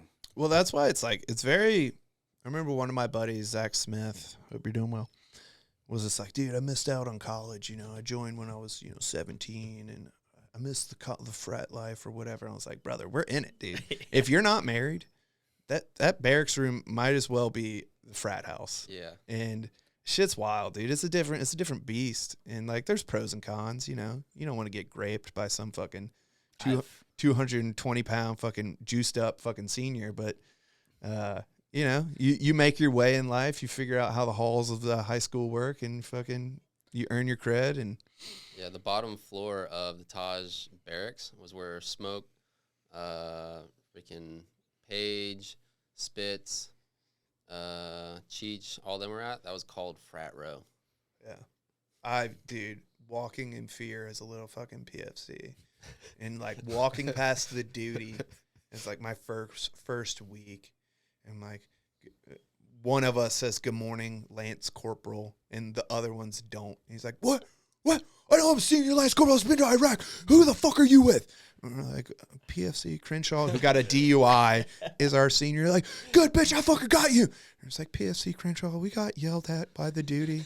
And he's just like, don't worry about it. You'll pay on Monday. I'm like, okay. That's some of my favorite moments is when you get a boot drop and you see like the most meek, dude boot from the previous deployment, the meek, quiet guy that was just kind of like a bitch, and then all of a sudden new boots come and he's the loudest motherfucker. He's the guy hazing him, and you're just like, geez, bro, chill out. You're still only 120 pounds. You'll get your ass beat. Dude, I had that. I talk shit. There's this dude that still doesn't like me, and we might be living in the same area. This dude, 6'4", college football player,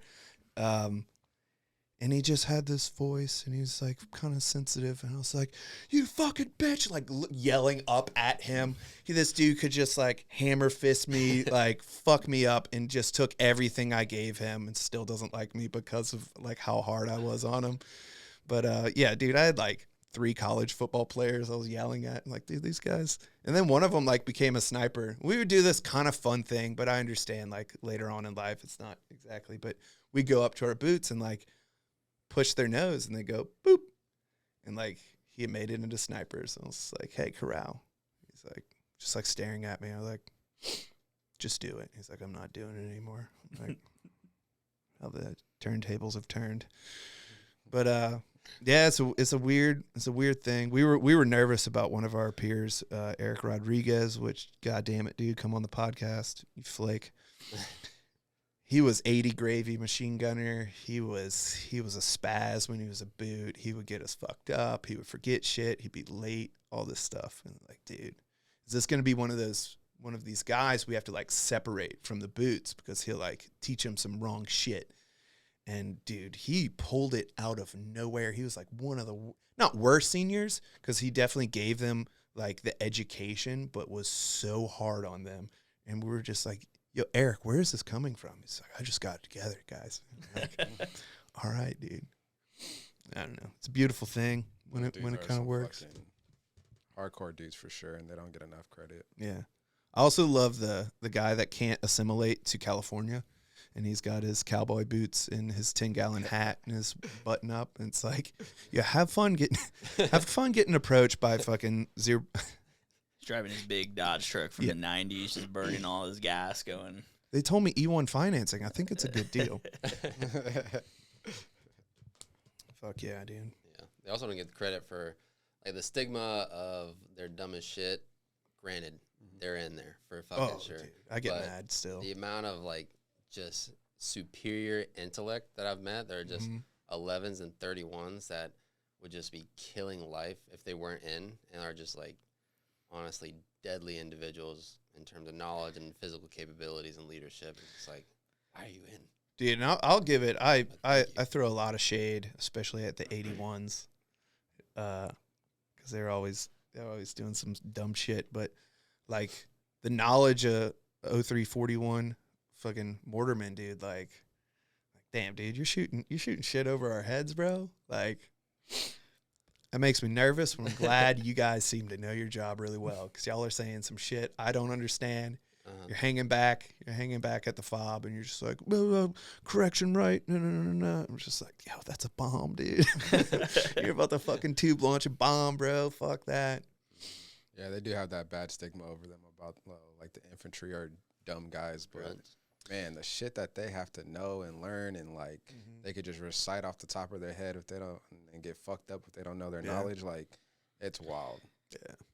I love the pride amongst the infantry. Like, any place you go that isn't like Horno, Mateo, any place that's just, Grunt Central, everyone knows that. Yeah. It's like, oh, the Marines, like the real Marines are here. When we walk amongst like the Army cats, when we got to Kabul, like they just knew that this is a line company. Like, these dudes are here to fuck shit up. Like, and you know that too. You're with your friends. You're just like, yeah, that's right. We're the fucking. It's sick, dude. Yeah. We were.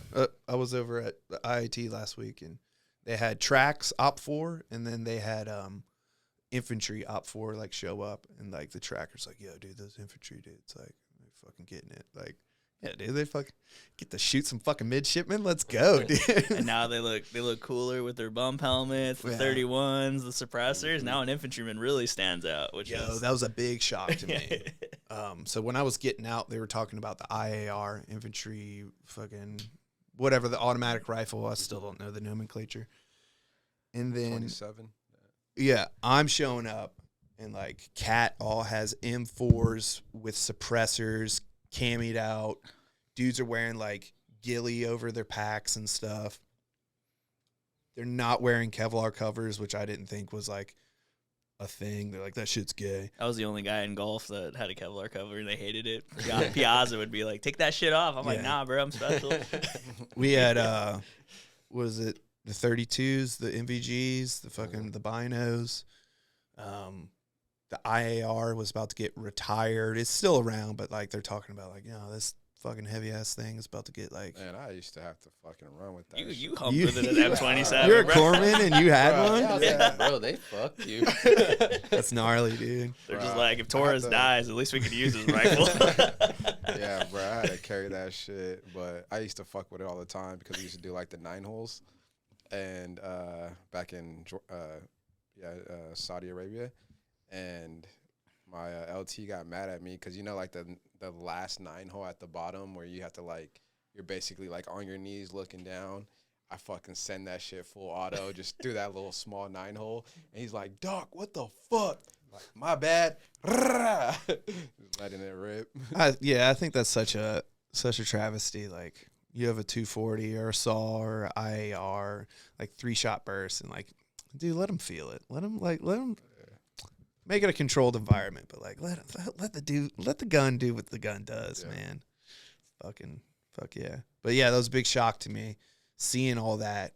I'm just like, yo, what has happened to the Marine Corps? And then like the way the Kevlar looks with the battery mounted on the back for the MVGs, and it's just like, dude, y'all kind of look fucking sick. And then in HKIA, it was recon shows up, and it was kind of hard to differentiate between the two. With 1.8, 1.8 had all bump helmets at that point. Yeah, not bump, but high cut, the high cut. cuts. Yeah. Dude, I started off with the old fucking Kevlar. I had the Fallujah. My first SIF issue was a Fallujah helmet with a little flared out piece. Yeah, to actually get your MVG mount from the armory and put it on. And dude, I would like at times be able to like get that temporary issue, whatever the fuck it's called, for like the 32s. But like truly, I had 14s, and like everybody in HKI was like, hey, fucking this much until dark, put your fucking shit on. And like, Doc, where's your shit? I'm like, dude, I see better without, man. Like, fuck a PVS 14. Yeah, this is exactly. dumb. I'm gonna get a headache and like fall over. Like, this is stupid. I can't see shit. Every time I would run, mine no longer fixated. Yeah. So like one bump would just. Yeah. Fucking Like, that's worth silly I shit. should just cant that shit up and just use my normal fucking vision. Like, fuck it. Let my eyes adjust. I've assaulted a Horno Mount town with no loom. It's like you either had it on and kind of saw, or you had it off and you literally were just feeling the guy in front of you running through Poison Oak. And I was just like, this is not safe, like, at all. We do not own the night. Yeah. Oh, dude, yeah. Yeah, when I was in Afghan the first time, some little kid climbed a post and like stole their thermals. It's like, yo, the enemy owns the night. We are on high alert, dude. They have thermal imaging. We are fucked. And some other kid was like a homie, like went out, like slapped the dude, and, like took it back, and they're just like, thank you so much. You have a bunch of candy and DVDs. Yeah, here's some pornography. Praise the Lord. Yeah. Ooh. Yeah. That shit's crazy. When did you join? Were you in for a minute? I joined in 2012. Graduated high school 2010, tried college, flunked out, and I'm a Navy brat, so I kind of always knew I was going to join the Navy because my dad was in the Navy. So that was the option that was always looming. So Damn, dude, we overlapped for a year. I got out in 13, I think. I feel like if I joined in 10, it might have been a little bit different for me. I might have a little bit of a different story, but hey, things happen for a reason. Yeah. I definitely think that. I definitely have a bunch of different scenarios where I like, yeah, dude, even like 2 years difference, if I would have joined, I'd have been like this Iraqi dude that stood post.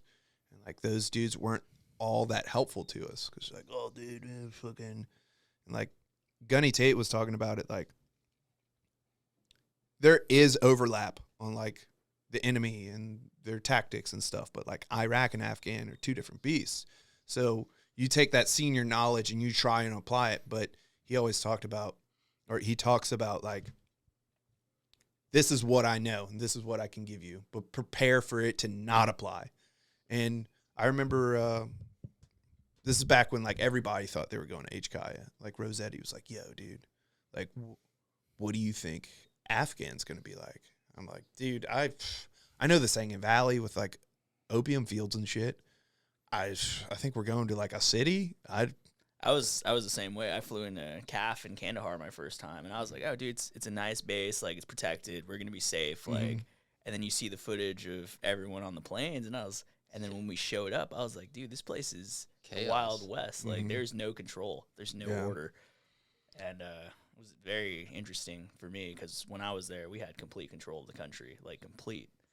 So you were there prior? to Yeah, HKIA? I did a role 3 in Kandahar, and Okay. I worked in just like basically a trauma, and we just took casualties from the outback. But yeah, we had control. You know, Yeah. the Taliban were on the horizon, but our base Mhm. was money. Like, Yeah. I might be getting some facts wrong, but when I was in Sangin, my buddy in the Army, he's a crew chief.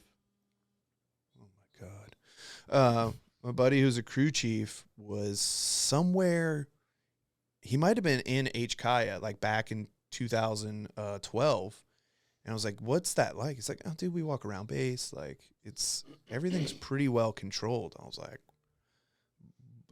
granted, I'm in an MWR with like a tube computer screen, but like, dude, it's totally different compared to what he was talking about. I think he was able to go to like a bazaar, like the market, Yeah, marketplace. in just his uniform and not like rifle and flak. And I could be getting some facts wrong, but he's in a populated area where like they're not getting blown up all the time because the general populace will narc that shit out. Like, there's a fucking bomb in that trash can. Like, oh, well, thank you very much.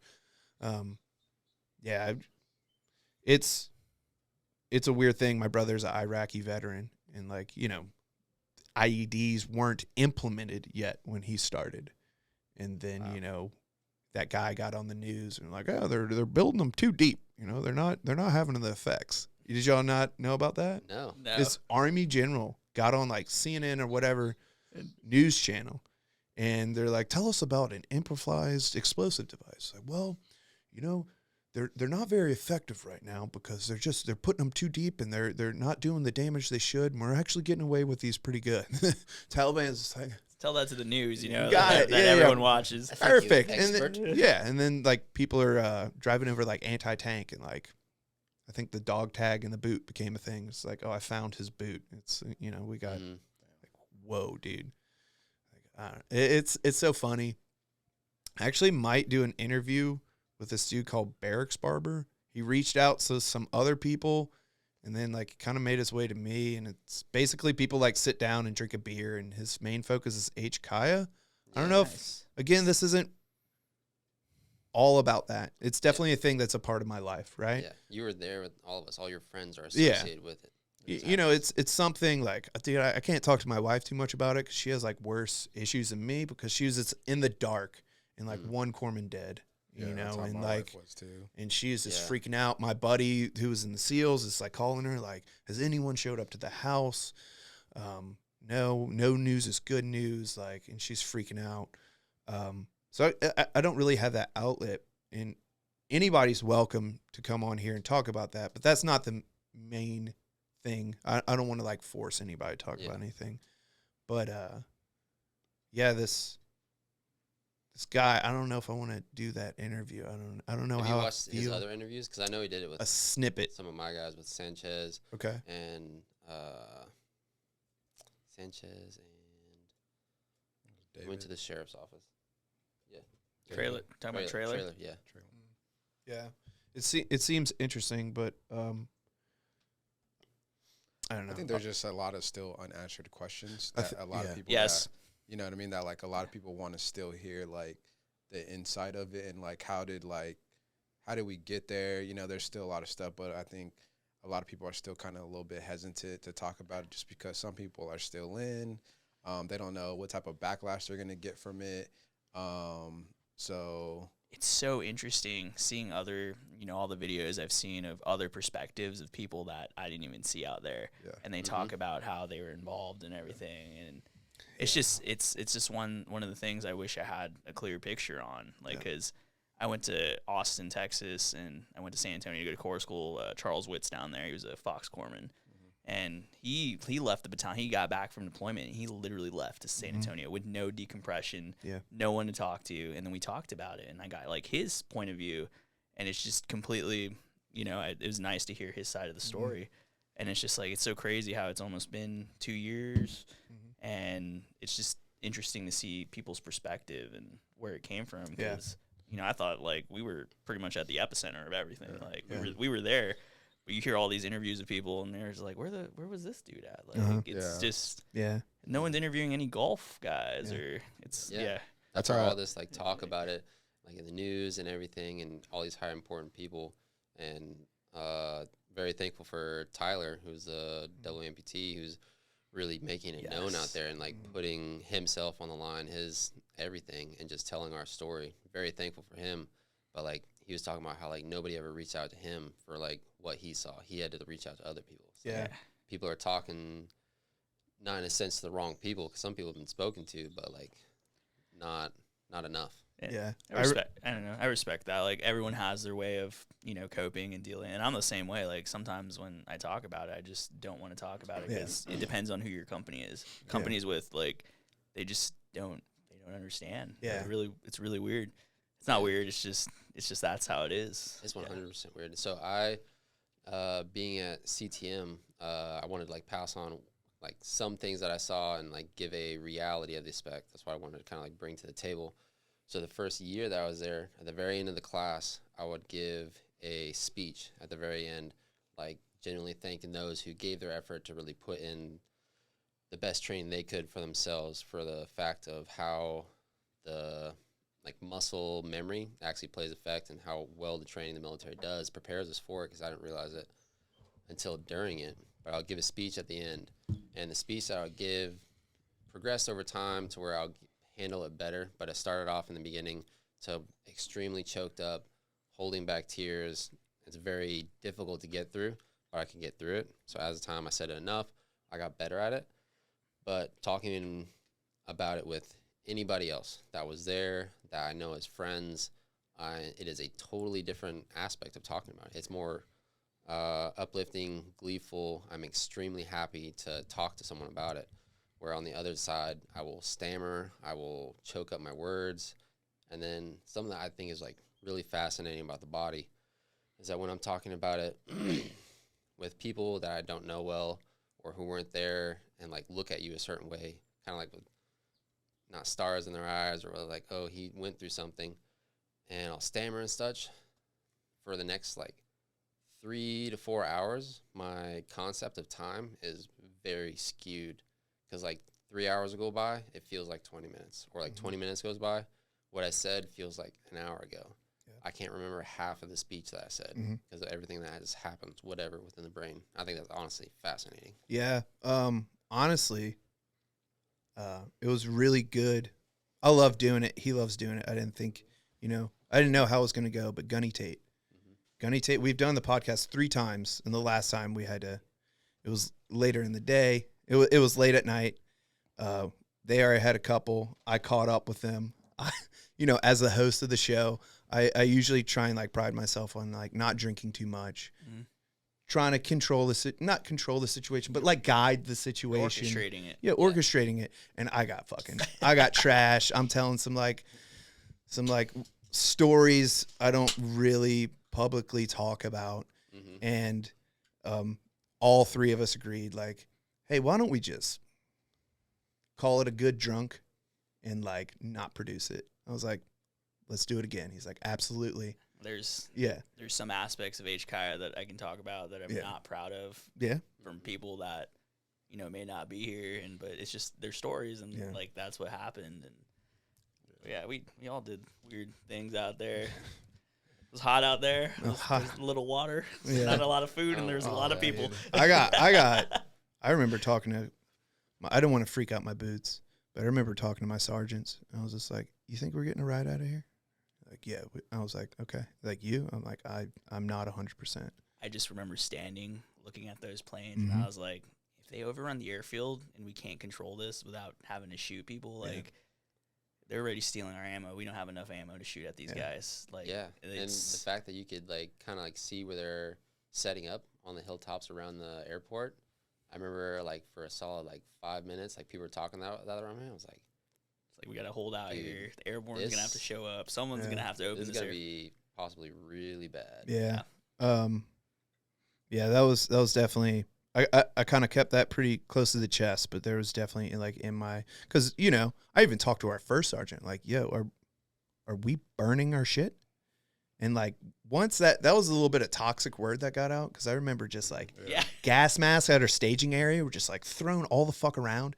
And like one dude, he was a radio operator, was like, I don't give a shit, I'm burning it anyway. I was like, that is such a terrible thing to think about, like, because we didn't, and then you just be like, oh dude, I have some fucking serial number that doesn't match, and I have to like do some, but I remember like day 2 we occupied Abbey, and when did y'all get there? I'm sorry. I don't remember. You were the last one. Yeah, we were like one of the last. Really? You Got guys there were on like the- holding the airfield, but when we showed up, we just went. We weren't home the airfield. That was what we were told. We were told we were going to be staged in vehicles, guns facing the fence, like, you know, and the Army was going to be doing the passport thing. And oh boy, were we wrong. Yeah, that was one of my pet peeves, dude. Like they're like, your guys are going, and then they're like, why are we not going? Like, where are all our assets at? And they're like, oh yeah, they pulled all the C-17s out of country due to the drawdown. And you're just like, this is ridiculous. Yeah. Like, we're supposed to be. You're watching the news. They're like 2-1.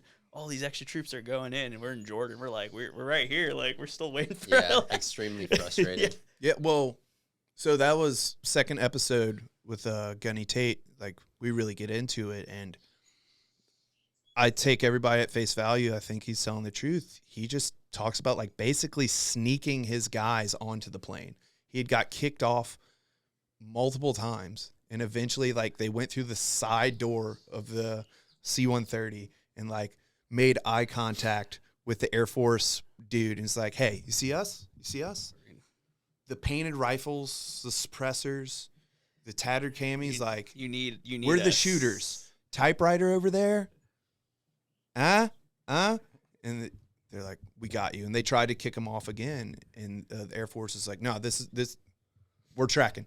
And like, basically snuck people in. Like my gunny got kicked out in 12 hours because he's just like, popped on an Avon flight, showed up, got the scope, got caught by the BC, and like, get the fuck out of here, because he had a kid on the way. He's Advon back home, which he was around for like a few weeks after. He could have, I don't know. And it was so hood rat out there. None of that shit made sense. It was just like That was us in just Kuwait. fucking piss poor planning. Like literally like last minute word. I guess it's just like, oh, you guys going? You guys are not going, because the whole deployment we're getting told like, oh, don't even worry about that shit. Like, we're not doing any of that. Like, all right, There is sure. a Like, 5% chance that we are going, gentlemen. Yeah. 2 weeks later. All right, gentlemen. I think we went up to Count K ball throwing out Sonic, those, 'cause when we got to Jordan to meet up back with you guys.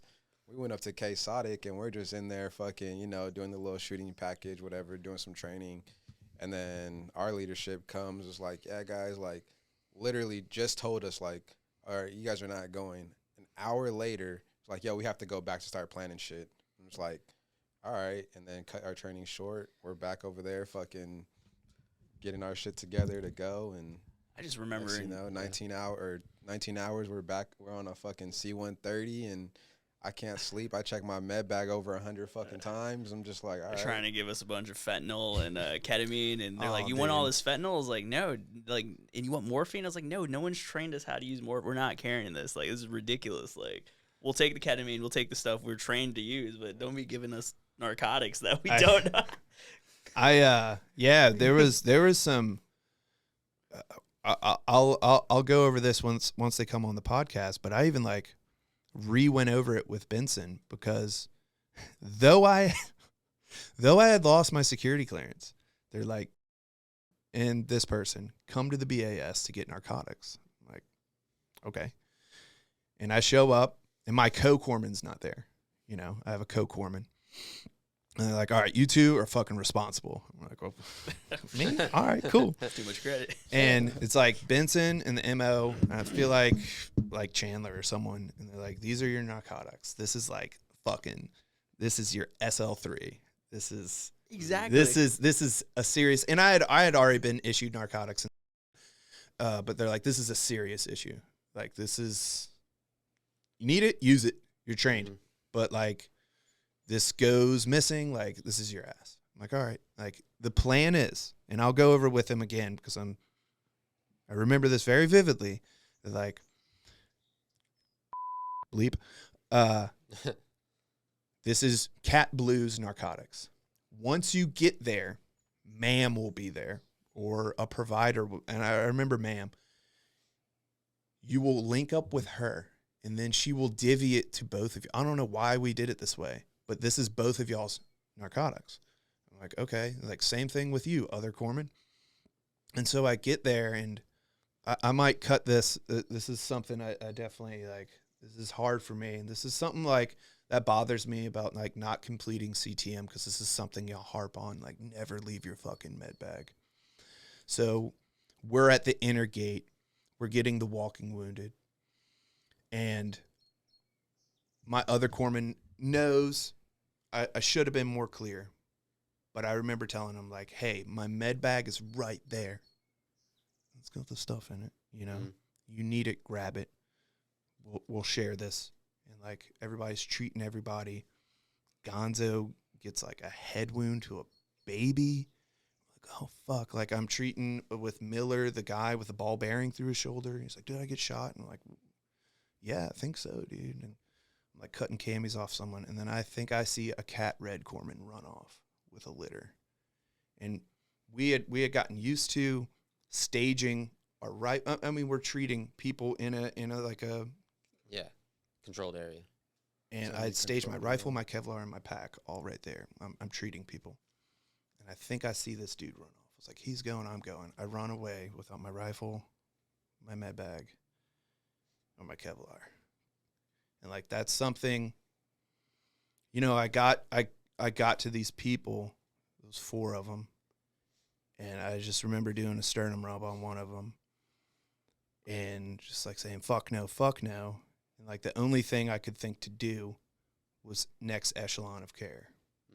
And so I'm like waving down the luggage wagon. Casper. And I run into you. And you throw me a needle D.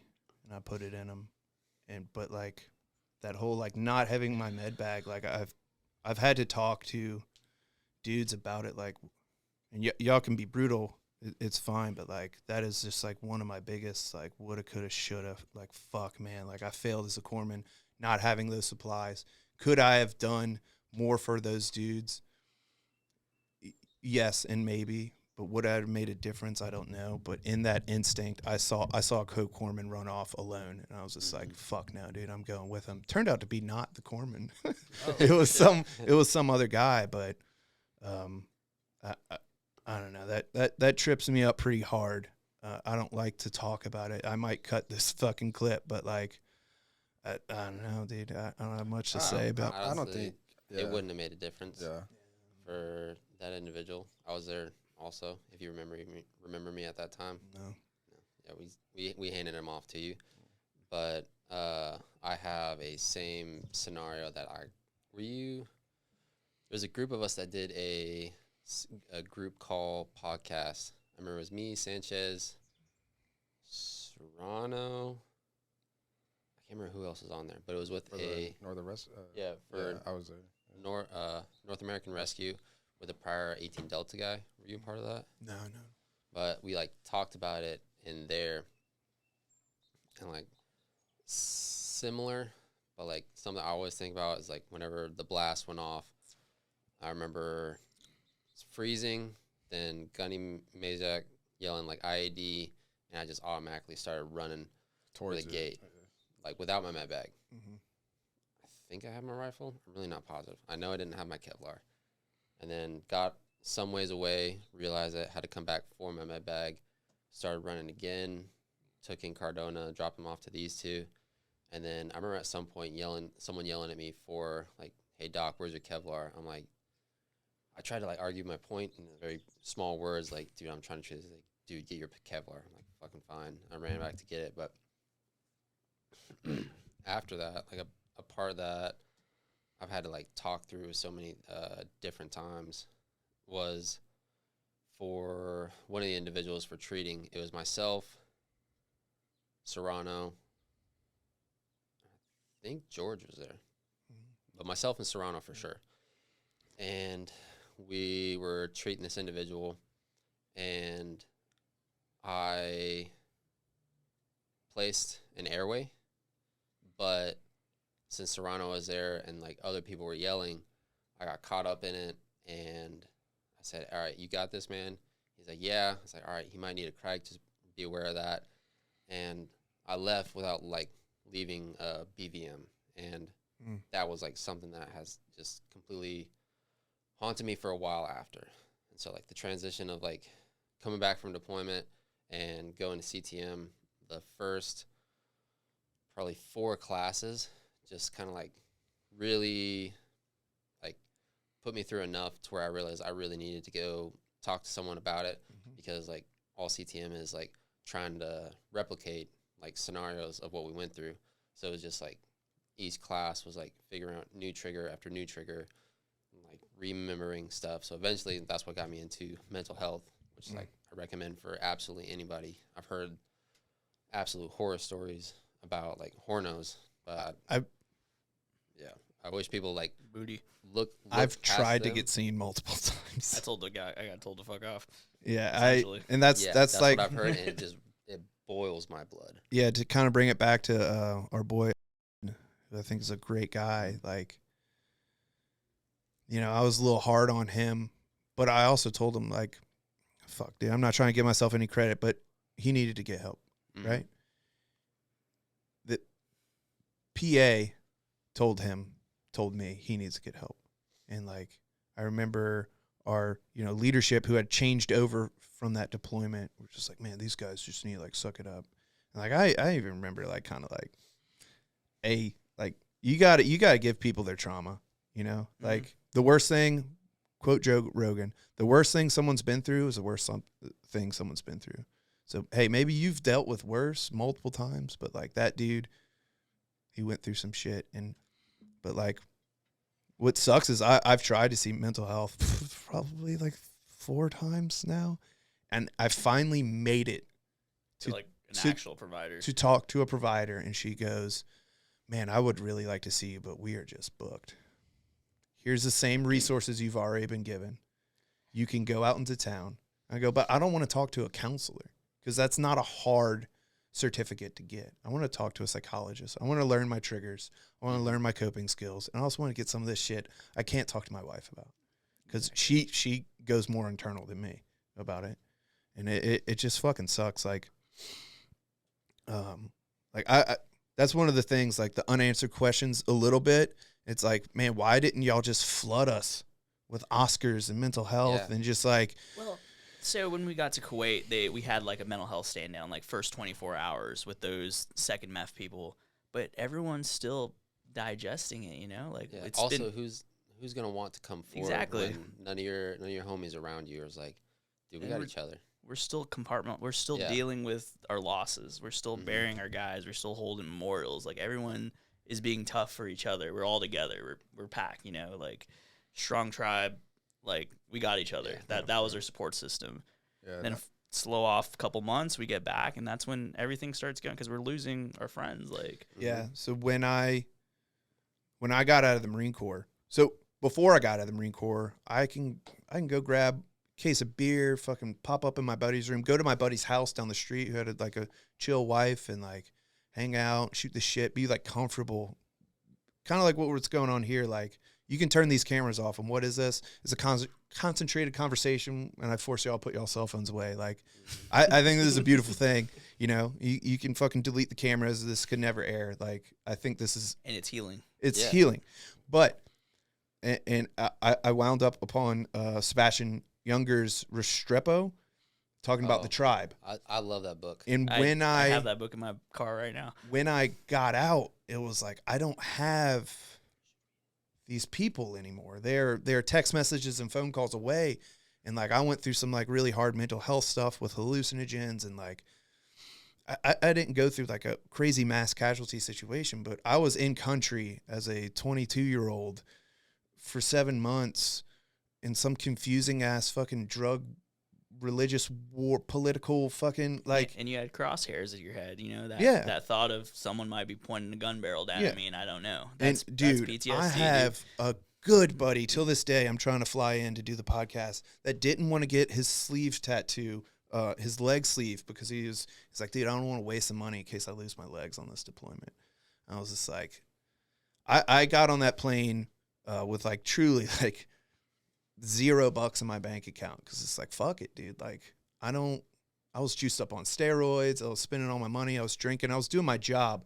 But it's just like, dude, fuck it, bro. Like, one of our seniors like volunteered for Afghan and got shot and killed. And it's just like, fuck, dude. Like, and I try and stay a little bit naive about like what the situation is so I can just do my job. But then I remember the second time in HKIA, just seeing all the special forces from every other country. I'm like, why are they here? Oh, they're protecting the mining. They're mining lithium. They're mining cobalt. This is a resource-rich country with rebels out in the mountains, and everybody's just trying to fucking reap the natural sources. So they send in small elements that are less reportable than an entire, infantry battalion. And it was just like, fuck, dude. I start to educate myself and I get frustrated. But my point is when I got out, I didn't have that support structure. I wanted to move to Arizona with all my buddies, and then I wound up moving back home for multiple reasons. And that PTSD, those issues I was having weren't prevalent then at the time because I was in a comfortable place with my brothers. And then I get out and I'm alone. And my parents thought they were doing me a favor, but they set me up with their cabin in the woods out in Louisiana, completely isolated. And I'm just like smoking weed all day, like trying to meet up with people from my hometown who, didn't do anything. Yeah. And it was rough. And, the mental health thing, it's confusing why we don't have more resources, especially just concentrated on 2-1. And then the Oscars apparently we did have were just complete dog shit. Yeah. I had one of my guys I heard about. I was talking, I was like, hey, you getting seen and stuff like that? It's like, bro, I went in, and he's under 21. And so he was talking about, I think it was the Oscar, and he was saying, like, hey, so, like, what have you been doing? He's like, I'm kind of, like, losing it. I'm having these dreams, all this stuff. And, like, all I can think to do is drink to cope with it. So I've been just drinking. And, like, one of the first things they say is, like along the lines of, like, I'm not sure you should be drinking. You're under 21. You know that, right? Like, more like warding them off from drinking and, like, making them feel very uncomfortable about it. So they never went back for that reason. Yeah. And that just outraged me to hear that. Me personally, like, I've been in, I've been in a meeting where they're like, they always talk about, they'll do their little Friday, Liberty talk, like, hey, if you guys are having any issues, you guys can always talk to us, all this stuff. Turn around, I'm in this meeting, and they're like, guy go gets help over the weekend or whatever, checks himself into mental health or the suicide watch, whatever. And then these leaderships are literally saying, like, oh, okay, what's the quickest way we can get him out the military? And it's like, that's the most hardest thing to hear, because it's like these dudes literally have issues, and then your response is, okay, we want to kick them out, like just trying to throw them like away to the wayside, and just so you don't have to deal with them or whatever. And yeah, it's just like coming back from that, and then you've been with these dudes for the last 6 months, so you build that relationship with them, and then you just go straight back to your house with your wife, your kids, whatever. I mean, kind of like my situation, just coming back home and then just having my wife, my kids there. And it is definitely hard, still dealing with other stuff, but I don't really talk about it too much. But, I should talk about it more, stuff I can't talk to my wife about. Yeah. But, and then, I could go down a rabbit hole with the shit that I was just like, the shit that I was dealt with, and it was just like coming back from that deployment. And then it's just like, hey, like, you still need to get your PIN, right? Yeah, and it's that like, was an issue for me, dude. Coming back on a Thursday from that deployment, it's like, hey, you need to get your PIN. After I just seen like 24 of my guys, 13 of them passed away, getting blown up, whatever the case may be. And that's your biggest fucking issue right now. Their biggest issue is like, hey, you need to get your PIN. So that Monday they have them trying to like murder board out on shit, and I'm just like, what are we doing here? Like, fuck this shit, Yeah. And then it's just like me and him get the award the same day, right? Yeah, I remember you saying whatever this. with the C, and then I got my senior chief comes over here like, hey, I know this is a very special day for you, but here goes your SP because you went dink. Yeah. And it's like, what? Like, you guys train me to do this, and I do what I'm It's- supposed to do to my best of my ability, and you give me this fucking shit, and it's like, I lived up to like, because when I mean, they know, like, I'm pretty motivated, dude, you know, like, I'd agree with that. I care about what I Insanely. do and stuff like that, love it. and it's like, I believed in the hype of the whole, like, honors, care, commitment, like, we're brothers and sisters, we're going to take care of each other, right? Mhm. But when it was that time for somebody to be like, hey, we really need to take care of our people, like, nobody stepped up to be like, you know, and it was just like, I mean, now I'm going on my third SP, so third SP gang, you know. Fuck them, dude. You got that HM2 though. It's- You got that. You slid in on that HM2. It's your own people, man. That's when 2 months before I got out, I was like, hey, let me go talk to mental health because I just don't want this to blow up. Like, there's things obviously brewing. I'm coping, but I want to learn what happens when I can't cope because I don't want to stress out my significant other, stress out my friends. I don't want to be a dude who's chronically drinking and deal with it. Like I want to get ahead of it. Let's go talk to him, fill out a screener, and then the fucking boot ass HM2 psych tech, fuck that guy. He's just like, hey, bro, you're good. Like your shit's you're not gonna kill yourself, but like in Who's gonna admit to gonna kill yeah, themselves? and they're just like, your screener's okay. Like, you don't have to see a psych, seek help outside of the military because we're so booked. And I was just like, you know, we're Navy medicine, man. Like, these are our own people. These are corpsmen. Mhm. And, like, I like to think the last 10 years of my life, I was a good corpsman. Like, I took care. I did my job, due diligence. I wanted to take care of people. Like, I did my best. Like, I advocated for people that felt like they needed. And I wasn't coming off like, but it's just like being disappointed by your own people. It Yep. hurts, Yeah. dude. Like, it hurt me, like, a lot because, like, I gave so much. Like you said, you're not Joe, you know, but my stigma, you know, I never did any of the extracurricular. It took me 4.5 years to pick up HM3 because I just got an EP on my last eval and I scored a 37 on my test to pick up HM3. Same. I got mapped to second, but I was always, Same.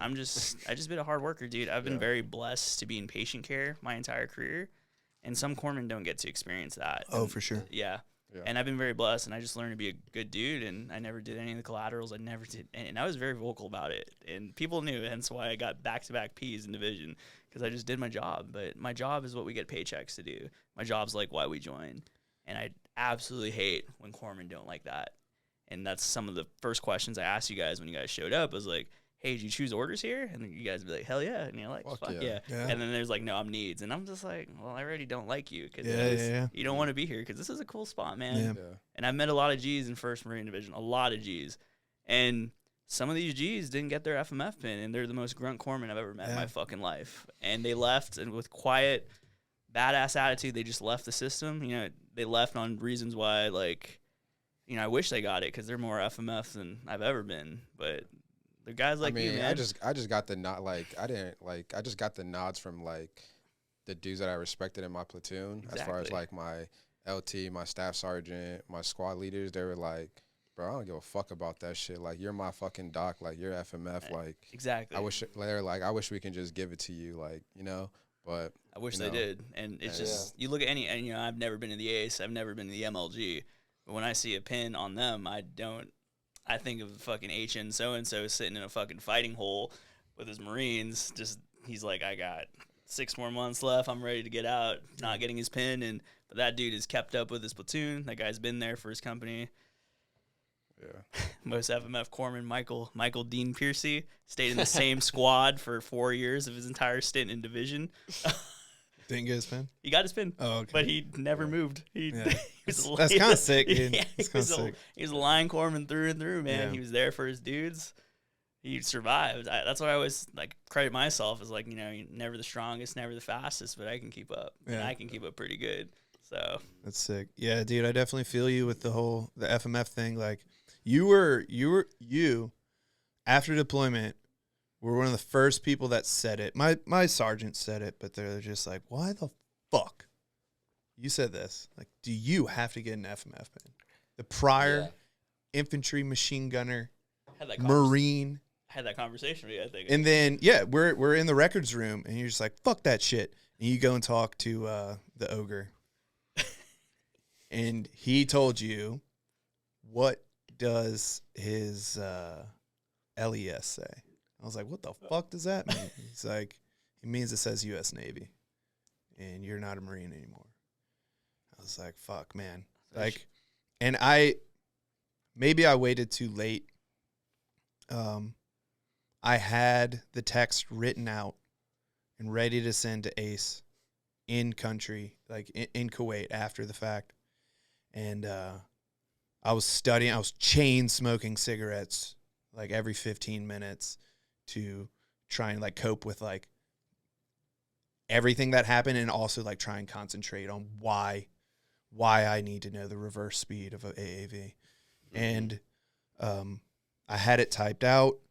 I had my sergeants read it, and I was like, yo, I'm having a very hard time studying right now for an FMF pin and justifying to myself why I need this with what I just did and where I've come from.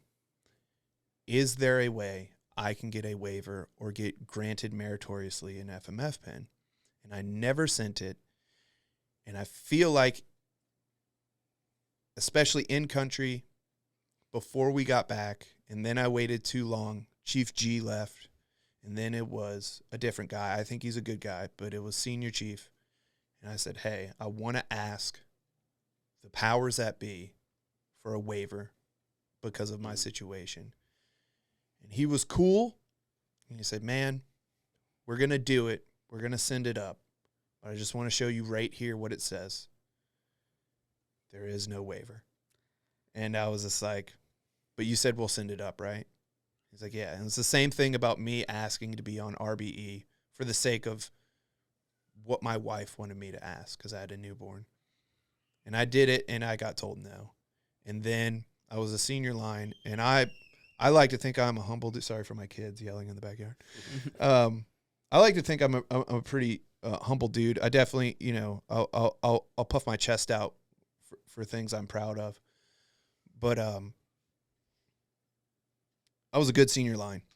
I did a lot of work, and I did a full for except for the boat package.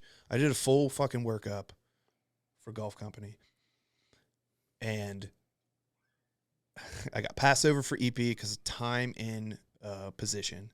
Other people had more time in position than me, even though I had legacy EP. That's what they don't tell you about. I only had 4 months, and I had like leaps and bounds. I accounted for all of our missing gear. I had fucking got PDHR raised 100%, way above everybody else. I was doing a very good job. And then there's another corpsman, same situation, somewhat same situation as me, as a senior line, and say, hey, we're going to sideline you, and you're going to focus on studying, and you're going to get your pin. And it worked out for him. And they say, hey, it worked for him, we're going to do it for you. We're going to sideline you as a senior line. You do a changeover, you have 2 weeks. Well, by the time I had started setting it up with the guy before they initiated it, like before they were like, ominous dominus, you're now go study. So I grab him like, hey, this is the day we do the syncs. This is how you pull your fucking things from MERS. This is all the shit that's going on. This is your field ops coming up. That was 10 days. And then like day 10, they're like, hey, so we're going to pull you. I'm like, yeah, I already did that, man. Like I've started studying like, so 10 days and I'm studying, I'm making my note cards here. And like, I'm getting phone calls like, where are you? I'm like, I'm at my house studying. They're like, well, we need to see you study. I'm like, yeah, fuck. So I show up and like the BAS buzz is going on and I'm trying to fucking study and I'm getting interrupted. Oh yeah, dude, you're on chapter. Oh, I remember when I'm like, fuck, dude. And you know, I made headway, and then they gave me a 2-week extension beyond my dank date, which was like, that was pretty homey. That was pretty cool. I asked for mine. I asked for extension. They told me no. Yeah, and I showed up. I pulled Mason and Sanchez and this new dude Garcia because he was Sanchez's roommate, and I was forcing them to fucking help me study. And like, hats off to both those dudes, especially Sanchez, who was just like literally like a week away from getting out, and also like a loved one passed away, but he was still like helping me right before he took off to the funeral. I'm about Jesus Sanchez, right? Yeah. That dude's cool. And yeah, that dude's cool. How was Alaska, motherfucker? Yeah, he did do like he went with some type of outdoor company to do a He tour. went with the Discovery Channel. Oh, And tight. did a documentary. Yeah. Where's he getting these off? I know. What program is that? Can I sign up? Someone asked that. Just like, what was the program you signed up for? I was like, I think it was the Discovery Channel, dude. And I'm just like, I'm freaking out. I'm like preparing for a murder board. I didn't do like a really official murder board. It was like my buddies, and like I wasn't good, and they gave me an extension. And I'm just sweating bullets, dude. And I fucking go in, and I pass core. And we get to GCE. And I thought I was getting kicked out first 3 chapters. And I fail every single chapter in GCE. I love GC. And they pull me in after by myself because I know what's going on. And they're just like, dude, why did you show up today? I was like, dude, this is my last fucking hope. And they're like, why didn't you know I was like, dude, I thought I was getting kicked out. Like, I could have done this if I had one before, but like, I had no idea how this shit works. And the new FMF coordinator is like, hey man, the way I see it is your dink date might be the 1st, but I'll give you to the end of the month. It was like December. I'm like, dude, I'm 2 weeks past my dink. And I walked up to the real coordinator. He's like, who are you? I'm like, oh. He's like, oh, here you go. Take this to your LPO. That was my fail. I showed up. No one making eye contact with me. I fucking handed in. I'm like, you need anything from me? They're like, no. I'm like, okay. I fucking like storm off. And I get a text. I was like, hey. I text him. I'm like, hey, one of the new FMF coordinators was saying like maybe I could like have till the end of December if I cancel my leave for Christmas. He's like, nah, dude, you're done. I'm like, okay, sick. I was like, do I have to start the whole book over? Because I'm about to say fuck this Navy bullshit. Like, I'm done. He's like, I wouldn't say that. I was like, all right, let's talk when I get back. And then, dude, there was like 0 comms.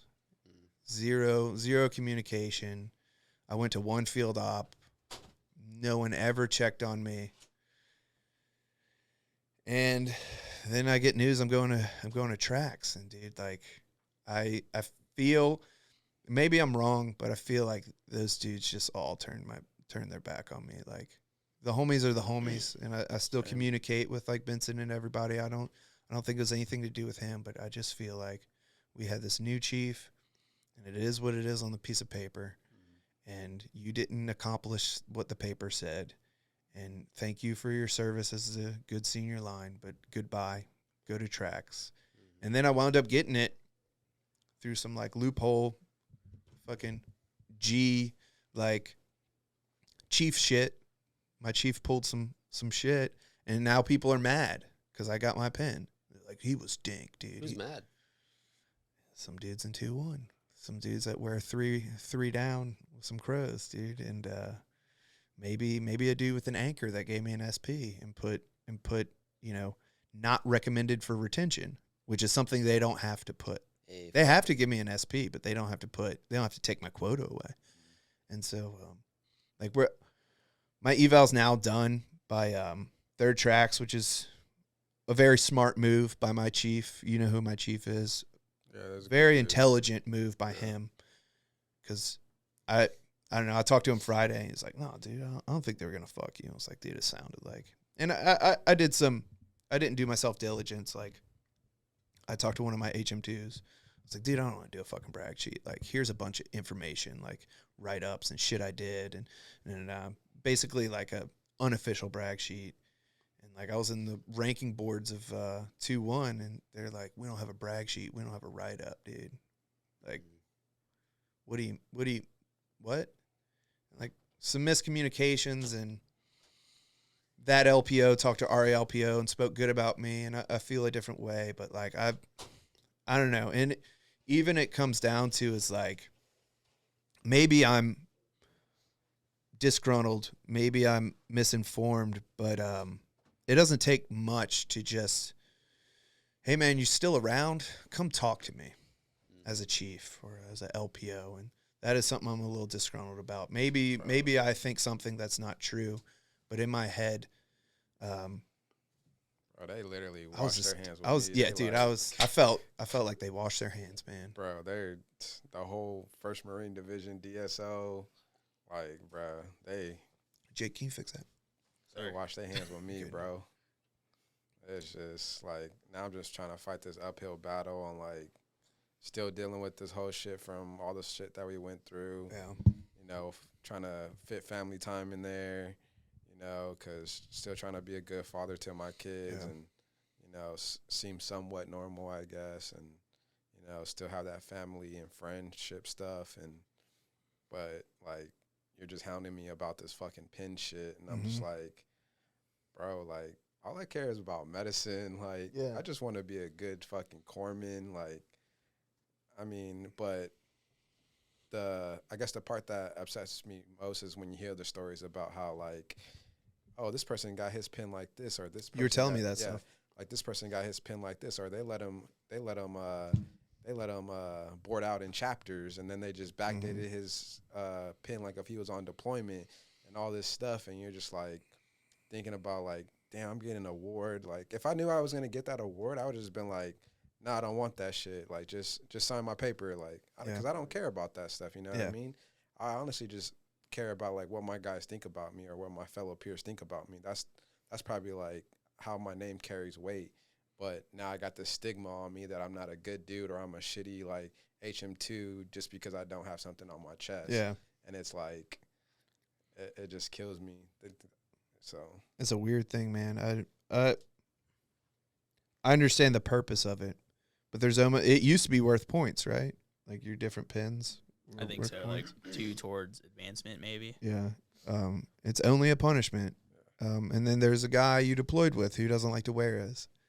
And he was talking about how y'all's chief got mad and like bumped his eval down to an MP and like because they had a confrontation about how he doesn't like to wear his pin. He's like, he didn't look the order up. He's just like, I don't give a fuck. And he even told me a story about how he got sent somewhere when he was still in Horno. Got sent some to like supply or something. Fucking smart, dude. But he shows up to the front desk and some corpsman just looks right at his chest and he's not wearing the pin he does have. And they're like, what do you want? He's like, I was sent here. They're like, we're closed. We're closed for lunch, dude. Come back. He's like, okay, fuck you. And it's like, I don't, dude, I got a lot of different feelings about it. Yeah, likewise. I mean, coming from like, my pin experience here is totally different than y'all's because I came from MLG where I got it back then, almost went dink on it, got it, just because, like, I'm a procrastinator. Then over here, all I did was requal. So all I had to do was take the test. Pretty much all I did was, like, go in there to take it once. Intentions, like, I was not going to pass. Look at the test. Look at test number 2, fail it. Test number 3, it's one of those 2. So I studied some of GC, definitely not all of it. Yeah. But just, like, what you guys are describing is, like, why fucking the good ones get out, in a sense, because, like, the Navy's just so uptight in so many stupid ways. Like, normally boils down to those upper chains of command being your chiefs and above, honestly. Or, yeah. But, like, I'm very lucky to I have the best chief I know I'll ever have, you know, if I stayed in 20 years. He's from the South, right? He's like doing shrimp is. boils and shit. Yep. Where's he from? Alabama or something? Alabama, Yeah. yeah. That is the Alabama. best chief, FMF, great human being in general. Just phenomenal. But the stories that I hear about so many people around me, how they're just getting fucked over, is just horrible to hear. And, like, people will ask and, like, wonder, like, why don't people stay in? Like, dude, you should stay in. You're good for the Navy. But, like, it's because, like, people like that just, like, screw us over. Yeah. My first CDB was at Fort Belvoir. it's probably my wife. I had to wake up early to make sure this podcast happened. She got to sleep in so I can spend 3 hours away from the kids. Y'all can't hear it, but there's a phone going off distracting the shit out of everyone. My first CDB, I go in. I'm a bud stud, corpsman in the ER. Kind of cool. Like, what do you want to do? No, this, that, and other. I'm like, I want to either go back to buds or I'll be at SOIDC or fucking least Greenside. Like, fuck. Mainly, I just wanted a small unit to go to because I even told him, like, I don't like this blue side shit. It's too much bureaucracy, politics, all that stuff. And, like, I mentioned, I might be construing 2 CDBs, but I mentioned I'm a bud stud. And the senior chief pops his head up from his cell phone. And he was like, one of the SOIDCs that created the pipeline in core school for people to, like, you know, like hop out of the regular, get into the, and then, like, go on to do the thing. And he told me afterwards, like, I created that pipeline because bud studs aren't the best corpsmen. They're pissed off stud athletes that, you know, happen to get corpsmen, and, you know, they wind up blue side and not green side, and they don't fit in good. They're talking about, like, the Navy's moving away from the advancement exam. The Navy's moving away from selling cupcakes. And I remember there was an HM2 in the room, and she was wearing blueberries. And as soon as he said cupcake sales, she just went. I was just like, oh, dude, he fucking nailed it. Like, I remember trying to buy a Chick-fil-A sandwich, and they're like, that's $8 a sandwich. I was just like, the fuck is this for? And they're like, it's the JEA, it's for our ball. And then I'm like, oh, dude. And then I tried to join the JEA. Like, we want $80. I was like, oh, so this is a pay-to-play fraternity. I get the answers to the test if I join the JEA. And like, no, it's not like that. I'm like, this is bullshit. And then, who was it, like Mayo got passed up for meritorious promotion to the JEA president that did the 31st MU. And then Mayo did, like, he saved people. Their lives, right? Yeah. And they're just like, not good enough, dude. You didn't have enough command involvement. And I understand why. I don't think it's a just reason. They want the optimal sailor for optics to, like, this is our, he volunteers and does this stuff, and he is, like, and I've, just this last exam, my chief asked me, he's like, do you have any college? No. And I tell them every time, I have 2 kids at home. I don't have enough time to do college. Maybe other people can figure it out, but I would rather be the whatever father I am, even though I don't think I'm that great with my anger problems. But you know, I got to get off work and go home. And then I have so many hours to spend with them and before bedtime. And then I have so many hours to spend with my wife. I'm not single. I'm an older dude. I don't have those education. I can't give that to you. What about JEA? Fuck that. I'm not paying money. And then senior chief was like, you can do JEA. You just can't do the weekends, like little retreats and shit. I'm like, I'm pretty anti paying dues. I'm good. And, like, you know, I think one way would, you know, we used to have people show up in the ER and volunteer, and I was like, that would be a cool thing. I tried doing that during COVID at the Pendleton Hospital. They're like, we used to, not with COVID. I'm like, oh, fuck, man. So, like, the algorithm doesn't work for me. Hitting all the wickets doesn't work for me. And then, you know, you're the guy that you're good at your job, but that's not enough. It's in a horribly rigged system. I, like, really keyed into it for whenever I got back in the first eval when I was with Nito. And so I was with them for, like, a few months. So on my eval write-up, I had everything that happened in Kabul, barely a little bit before, and then teaching, instructing so many classes that is, like, everything I did was direct support to the mission of the Marine Corps and just corpsmen as naval medicine as in general. And they just said, welcome aboard P. And I was like, which they don't have to do. Yeah. They can give you a welcome aboard MP. They could. Yeah, as an HM2. I was like, what's the point? It's like everybody gets it. And it's like, that just shows that they don't give a shit about what you do. You just got to, like, please the right people. And that's how I see it. And I don't think I can be swayed after that. That's why I was like, I wasn't too upset for myself because, like, I just wasn't a careerist type person anyways. But, like, whenever Maya was coming up, same stuff was on his brag sheet. I was ready to be just, like, irate for, in his case. But thankfully he did get the number 1 AP. But it's just fucking ridiculous. Yeah, it's bullshit. I mean, It's just like it's all rigged just because like I think the biggest thing that makes me upset is like our leadership only does it to be like, okay, how can I make myself look good in the eyes of my master chief or whatever?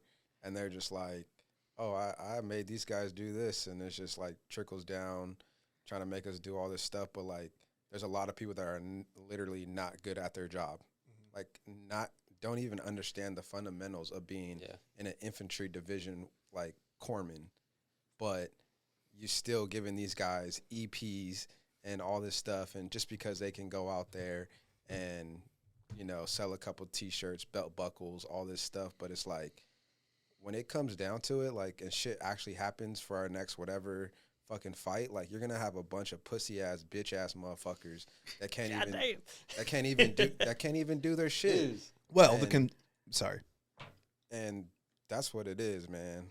Like.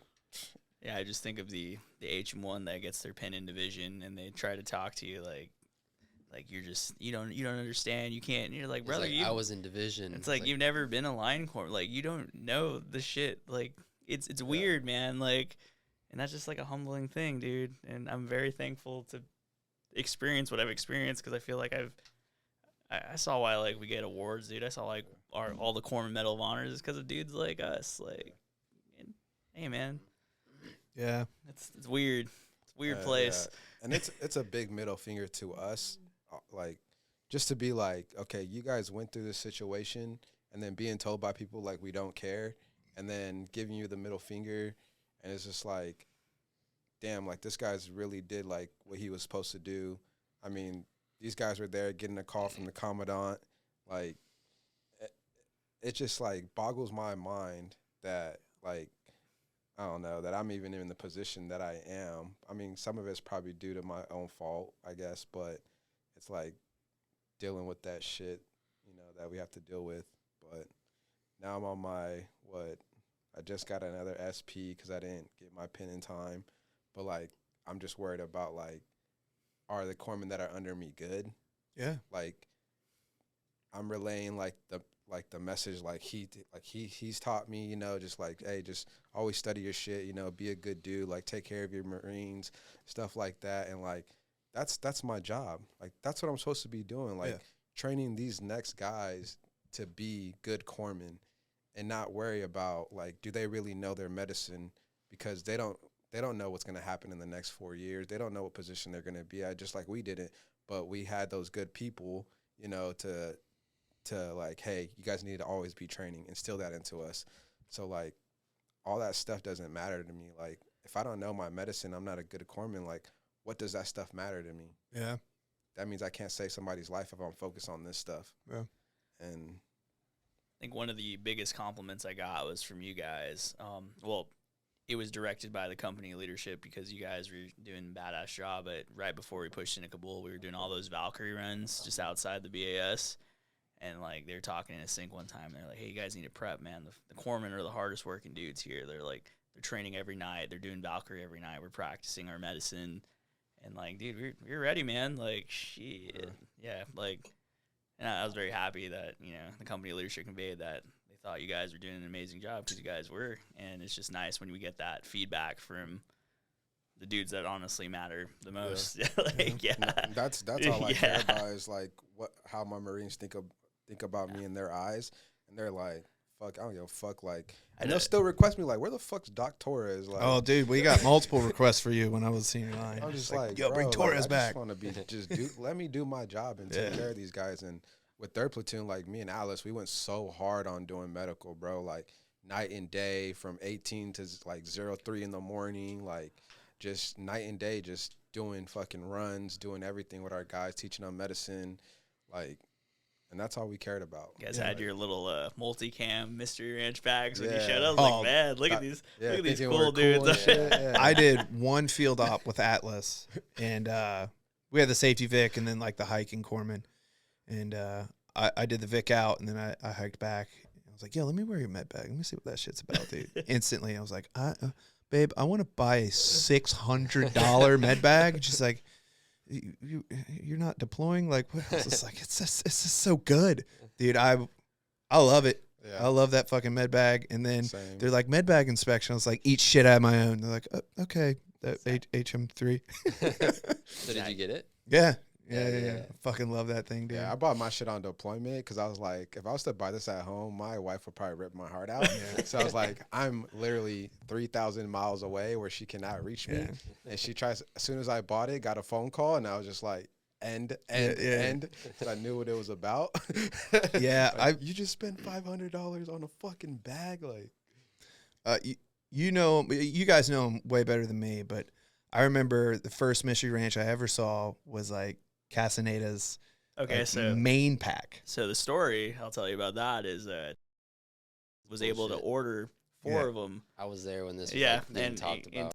being my former roommate, Junior Corpsman, but he ascended and became the H&S guru because he's a great dude. But I was like, hey, bro, like, give me one of those. And Yeah. so I got one. Was one. So Italian surgeon had one, and Cass got one. yeah. Oh, that's interesting. So Gunderson. I don't know if he ever returned it, but that fuck. was my mystery ranch bag is because of the battalion paid for it, and I still have it today. Wasn't SL3 at all. Yeah, that's Tactically sick, dude. acquired. Well, you got me the I gave it to Ace, that mystery ranch, whatever the fuck, like the what's that super thin med bag we have? M9s? It looks like an M9, but it's mystery ranch. And like Yeah. you just, when you were supply, you showed up with it. And I was like, I like honed in on. I was like, yeah, what's my little greedy fingers like, yeah, Oh, his was what's Tasmanian though. no. No, As it supply, you went somewhere, and they're like, we don't. Yeah, that's a med bag. Take it, and you're just like, yoink, and you brought it back. And I was like, yo, fucking mystery ranch, that's sick. And I tried to like rig it up to like, I tried to do some like cool shit, and it didn't work out. And then Ace was like, hey man, did that work out for you? I was like, no. And like literally, I think it was like the anniversary. I was like, hey, you're going to the crosses. And we saw each other at the crosses. And I was like, hey, here are my keys. It's in the back. Put it to good use. You can have the whole rig I tried to do. And he's like, all right, leave my keys in the car. And he took it back. But mystery ranches are pretty dope, dude. I just remember like Atlas, like, I'm like, yo, what is it? What was that? He's like, dude, it's just like intuitively designed. Yeah. I fucking love that thing, dude. I mean, it I'm when, super like, smart, dude. it did its job when we needed to use it Yeah. at the right time, you know. And it was just like everything's just so accessible, Yeah. like just there. You know, you have the 2 blowout little pockets in the front where like You can put a lot of ammo in there. you in can spots that people you can can't at least find. treat a patient, you know, with the 2 blowout bags in the front, and you're just like ready to go. So Yeah, I'm about to get out and I want to get one now. They're sick, dude. I I'm happy I bought mine. almost bought a used one, and you could tell it was just like jacked from some special board. And I was like messaging the dude on eBay. He's like, sir, what you see in the pictures is what you get. I was like, is there any warranty, like anything on this? I was just No. like, I just want to text him like, you stole this shit from Special Warfare, motherfucker. I know what. Well, the one that I got that you got a hold of, it was about to get like dermo. Yeah. Like they didn't want it anymore. So I was like, I'll take it. They were like, dude. yeah, go ahead. I was like, right. So that was it. I get bummed out when shit gets thrown away. Like even like civilian shit. Like I went and threw some boxes away down at the dump in her neighborhood. I saw this, like, I just lit my grill on fire, so I need a new one. And just people just moving out of the neighborhood, just like threw out a smoker and a grill, and like I inspected it. One of them was missing like the grill itself. I was like, I can't take that. It needs a lot of cleaning. But like, dude, I'll go to the dump. I don't pick, but like I just look at all the shit people are throwing out, dude. Just like, fuck, I used man. to dumpster dive when I was in high school because my high school sweetheart at the time, her father was the county commissioner, so he had access to the county dump. And so like it was like once every 2 weeks, once every week, that just the whole family would go out, we just look around, see what we could find, see what we like. We found brand new beds still in the packaging. Yeah, it's sad, man. We're a throwaway culture, but my wife hates it, dude. When I was in Virginia, I was trying to make this podcast, at the very beginning, infancy, and someone put out like 5 like lamps, those little post lamps, and I fucking took them all. And she was just like, my wife grew up like not poor, but not a person of means, and so she is used to all these like hand-me-downs and like donations and stuff, and so she does not like that at all. and I'll come home with trash, dude. And she's just like, get that shit the fuck out of here. The first podcast was the sewing machine between us. It was like me and another person, and this wooden thing that pops out a sewing machine. And she's like, get it out of the house. And eventually I was just like, I'm going to get rid of it. She's like, thank you so much. Buy whatever you want. Just please get rid of that stupid sewing machine. Yeah. Well, fuck. How'd you meet your wife? Tinder. Where's she from? Czech Republic. That's pretty cool. She's from Czech Republic, and then when she was 17, she moved to Ireland for 11 years. And it wasn't till the day before we got married, one of my friends' dads, who's like one of my friends, like really fucking awesome dude. He's just like, your accent doesn't, like, what am I hearing? She's like, I have an English-Irish accent, like she has a Czech, you can hear it, but then like the English she learned was from Ireland, and so she has. You'll meet another Czech person and they won't sound like her because she has this unique twang on it. It's awesome. She'll pull some a southern person, like she'll pull some like weird jargon sometimes. I'm just like, what? She's like, it's Irish. Don't worry about it. What are That's you pretty saying cool. right now? Yeah, we got married quick. It worked out. But I thought I was getting kicked out of the Navy in corps school because I was not getting along. You met her in corps school? Yeah, she's a civilian. Met on Tinder. I'm sure this is a common story, but I was literally about to delete Tinder because like I had like a couple dates lined up and they would always just be like, "Oh, you never text me back. What fuck?" Like, all right, about to delete it. Her birthday's one day before mine. And we started, I text her like, you seem normal. Because I don't know if y'all have ever spent any time on Tinder.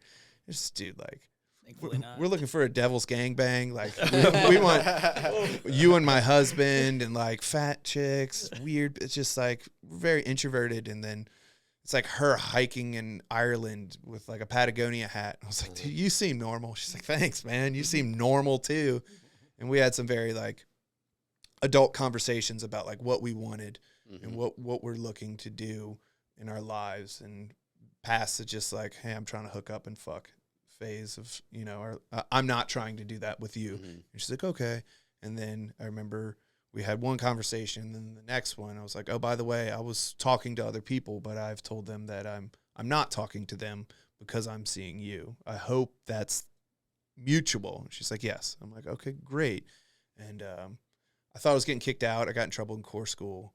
And like our plan was just like move to Austin, and I was gonna try and work at On It Gym, the Joe Rogan gym, and that was like my big plans. And she's like, "All right, well, I'll follow you." And then we got married, and I stayed in and went to Virginia and put 2 babies through her, and she's mad at me.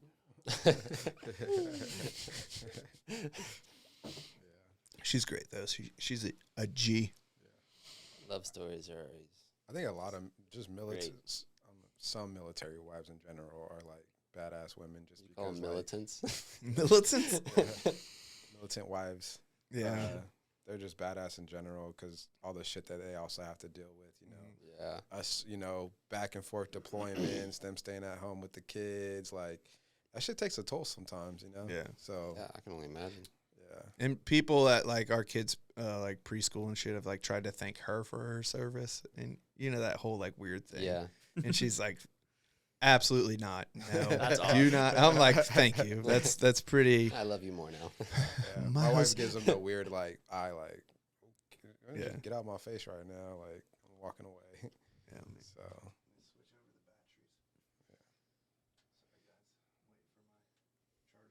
Show from eBay. Yeah. So. Yeah. But Yeah, well, like, just families in general have to kind of endure while people are gone. My mom, she went to OEF? I can't remember. It was 2004. But she bounced out and was gone. You good?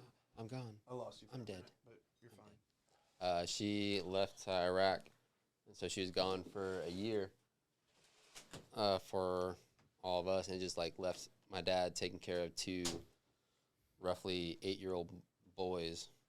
And looking back now, like I can see how insanely hard that would be. Mm-hmm. Because my dad had a full-time job. I remember he would wake us up at like 4:30 in the morning. We would drive down the road to where he worked. Thankfully, he worked at a family member's place, so he would just start work in the barn. He would just put us back to bed in the house, come wake us up whenever it was time to get up for the school bus, ride it to school, and then ride it back to that same spot, work for a few more hours, and then he would take us back home. And then I can, like, way later on, I realized, like, everything he did is just, like, try to distract us as kids to the fact that our mom was gone. So, like, I remember he set up an entire band, like, drum set, bought a new guitar, got a bass from somewhere. So he set up a studio in the basement, like, soundproofed it and everything. I remember getting, like, typical kid stuff or, like, boy stuff, machetes, Hell yeah. hatchets, and just, like, anything you could. And I can only imagine how hard that would be for, like, any parent who has to deal with, like, their significant other being gone, and they have to deal with stress all alone without any communication with it. Because back then, all it was whenever my mom had time, it was, like, allotted time to just call back on the telephone. So it wasn't, like, any kind of FaceTime, any kind of video context or regular messaging of any sorts. It was either random emails or random phone calls. Mm-hmm. That's all we got. What did she do again? I'm sorry, I missed that part. She was in the Army. Both my parents were in the Army, and that's how they met. But in the reserves, she was called back. But she was, like, post office person. She was in Kuwait. Or all I remember her talking about, like, she just, like, drove mail around, worked in the office, and she talked about how it was 135 degrees during the day. Yeah. I remember my dad going underway. My dad was a bosun's mate for 20 years, retired as a first class. Cross anchors, dude. Yeah, when my dad would go underway, we'd go see him on the ship, and we'd legit watch the ship. And I saw it like maybe 8 times in my life as a kid. And when, like you said, it's a different time. Like, my dad wrote letters, like, occasionally, and maybe he'd get, like, a phone call every now and then. And he would go underway for, like, 9 months. Like, when my dad was gone, I, like, aged a whole year, I remember. And I still remember to this day just, like, watching them man the rails. And, like, we'd say bye. We'd watch the families. We'd just watch the ship go. And Little Matt, goodbye, Papa.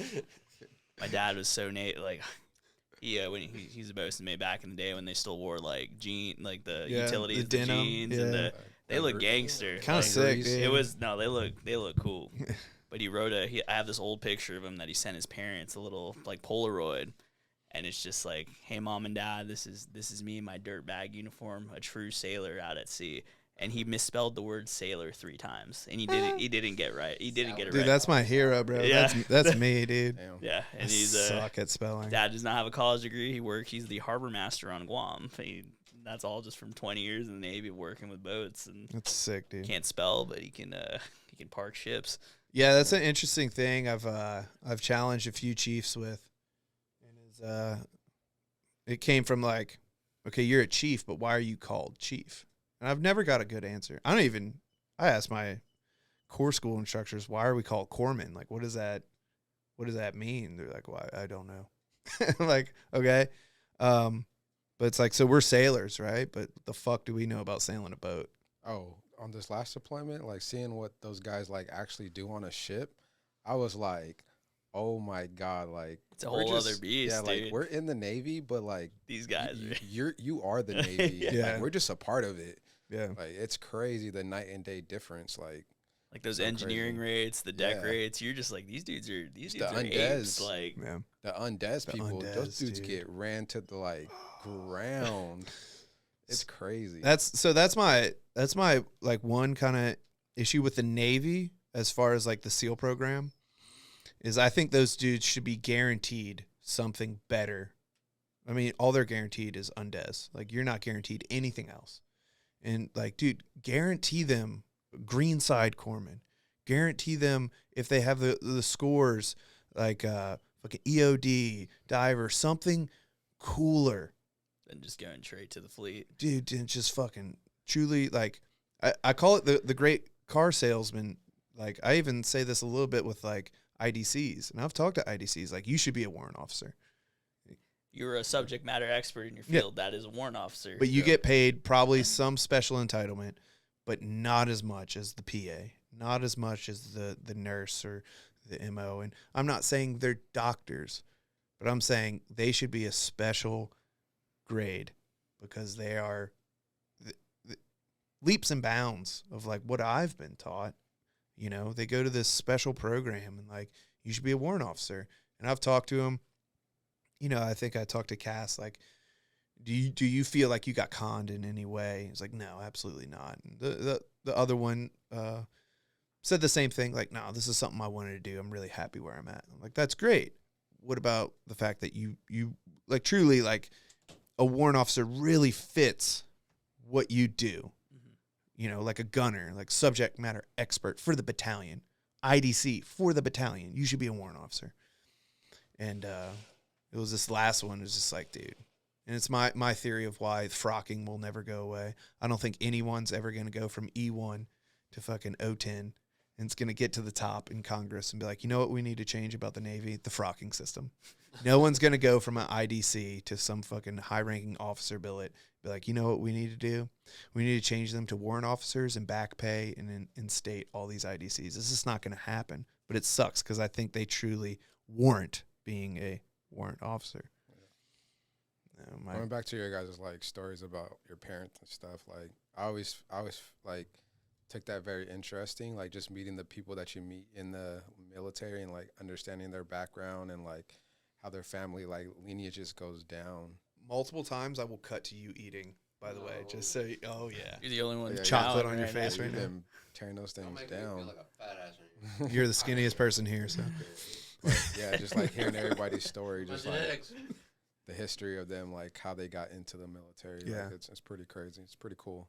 it's interesting. I come from like somewhat of a lineage. My grandfather, he told me, you know, this is after the fact and was pretty popular. He's like, I joined the Navy as a gunner's mate in World War II. And he told me like he's definitely into the folklore. So I wish I could actually like nail down what he did. He's like, yeah, man, I'd be loading up ammo into these big old guns. I'd be like shooting down these jet planes, dude. And like everybody that was shooting at the plane would put like a tick mark.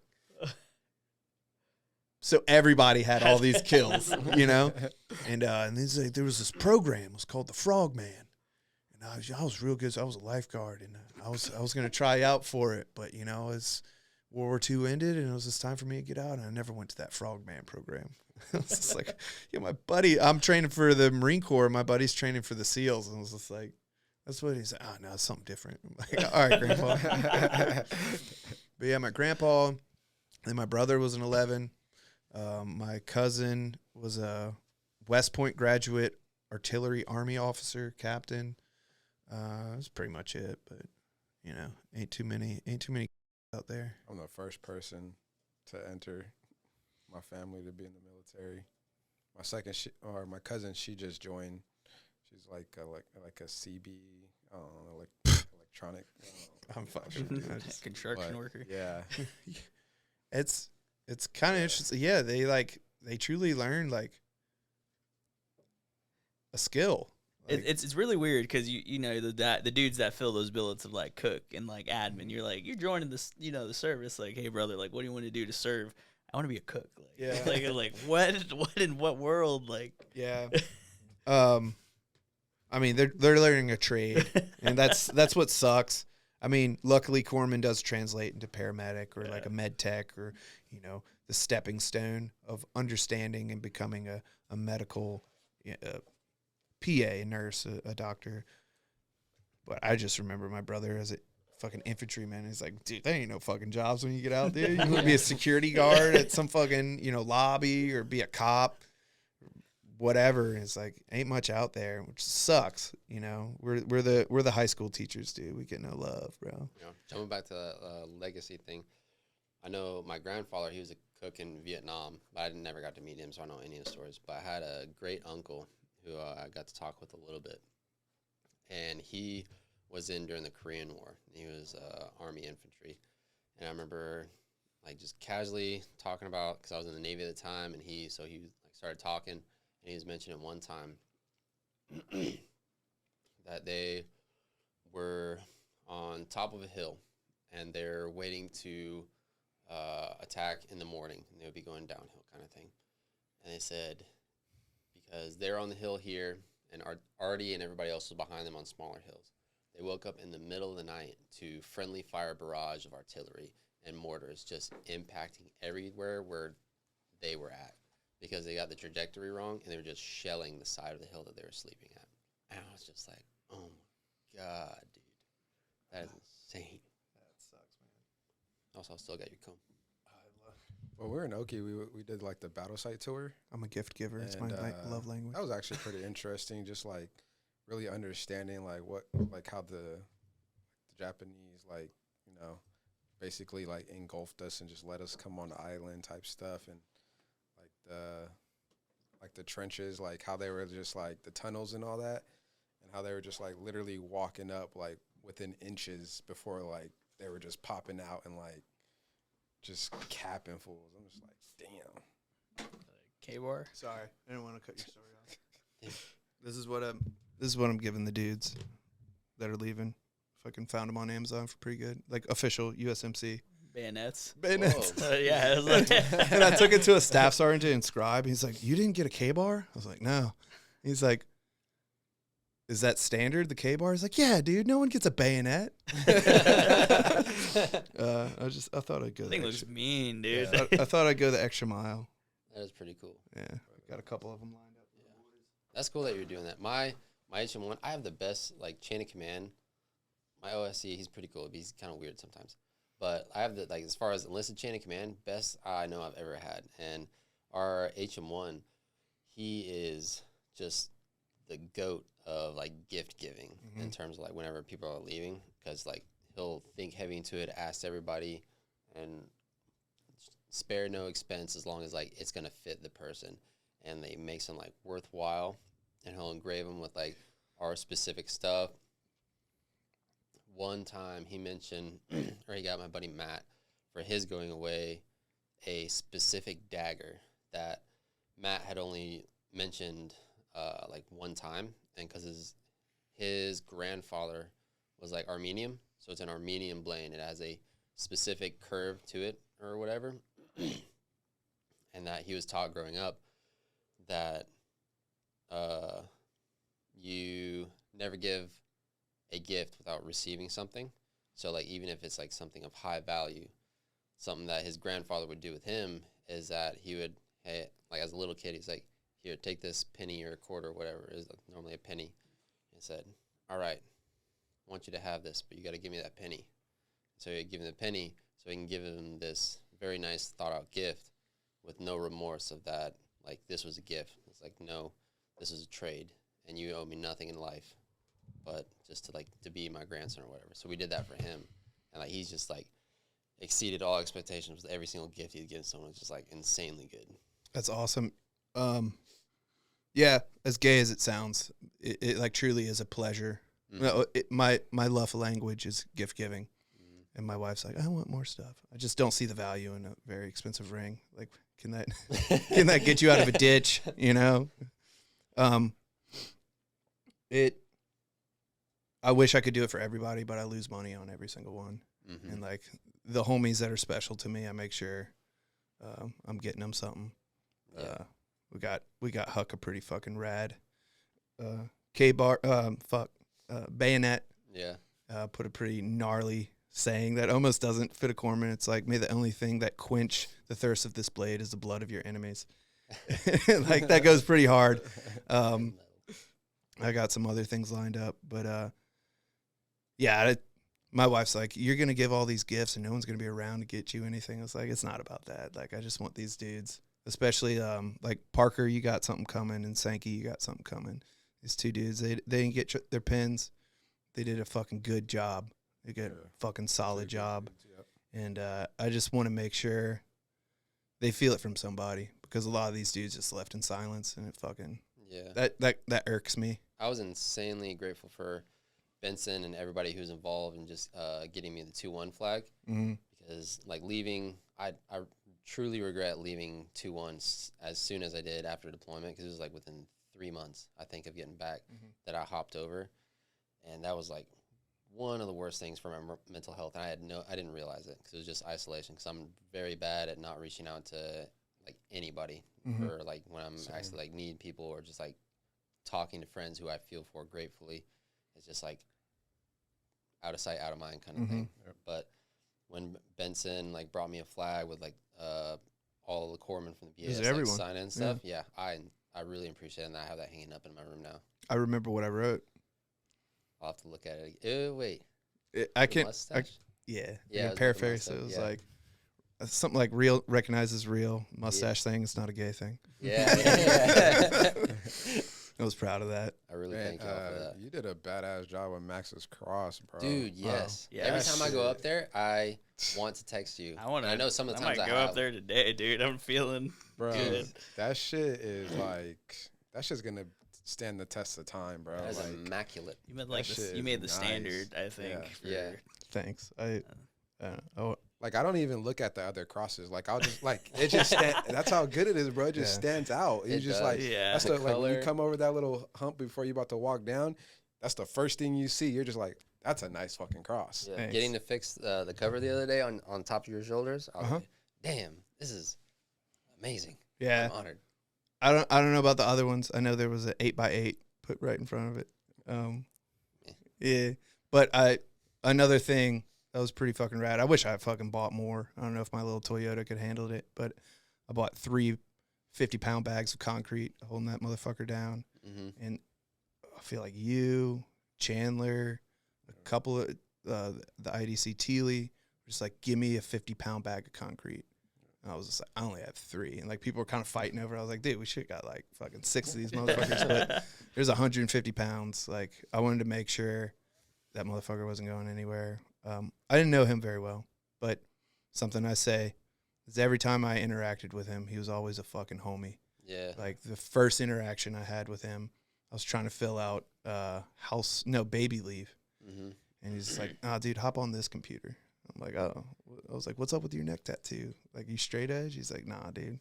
It's just a thing. I'm like, okay. And I saw him at the commissary. He's like wearing a fanny pack with fucking Coke bottle glasses and shit, and just gave him like a head nod. Like, what's up, dude? And then I ran into him twice in Afghan. First time I felt like such a fucking fag. So Cat Blue, we didn't have like a mission for the first 3 days we were there. Cat Red got put on the inner gate before it was like wild. And we were doing hood rat shit. We stole the Army's fucking JLVs, and fucking we're fucking sick. Like, in terms of the amount of shit we stole. Yeah, we were trucking people from that gate into the fucking terminal, and I was out there just like trying to get a scope of the situation. I'm like handing out caffeine pills, just straight caffeine. I hand them to like some staff sergeants, some lieutenants, and like run into Max. I'm like, hey, dude, just take these. And I felt like such a douchebag. Like, nobody gonna use this shit. I run into him again. He's like, yo, dude, you got any more caffeine pills? That shit saved my life. I was like, oh, let me check. And then another time, I was just having a hard time. It was the middle of the day, sun beating down. I'm just trying to make sure women and children got water. And my XO like bitched at me for having cuff sleeves. He's like, I know, Sergeant. I told you this morning. Cat doesn't act that way. And I just kind of looked at him, and I feel like this is an accurate quote. I was just like, sir, is that what we're worried about right now? And I walked away with like 2, I'm not trying to like 2 cases of water. And I ran into Max. And he's like, brother, you having a hard time? You need some help? I was like, if you want to help, do it. And he helped me with a couple cases. And like, I was like, make sure the fucking fighting age males aren't taking it from the kids. And that was the last time. I just, you guys talk so much about how much of a fucking a homie that dude was. And I think to me, I remember like when you'd run ranges, you'd see like true excitement in his eyes. Like he would go run with his boys and he'd just be happy. You could just tell like he was about it, and he was still bright eyed and bushy tailed, and he's just happy to be with all his friends shooting guns. And I think that was one of our squad attack ranges. They crest, that last movement we did. It was like a 2-3 hour movement to contact. Yeah. And we opened up on the targets. And that's one of the things I think the company commander was saying was like, when we opened up on those targets, all I remember is fucking Doc coming up and just eating the fucking targets like immediately. And I was like, hell yeah, dude, get some. Yeah. The first time I met him, he was a shithead. Like, I did not like him. My whole opinion was a shithead. It was when I was staying in the barracks at Margarita next door to Matt and Tiller. Real quick, y'all were co-corpsmen, right? In the same Same company. same Ooh. same platoon? No. Nah, it's No. Holly. Oh, Holly was okay. him. But first time I met Max, it was like, 'cause when I first got here to division, showed up at 2-1, I was neighbors with him, and I didn't know anybody, so I wasn't going to hang out with anybody from the BAS, so the only people I knew was my buddy that was down in FMTB. So it's like after work, I would just drive down to fucking Del Mar, hang out with them, and go to the beach on the weekends or like after their whatever class bullshit.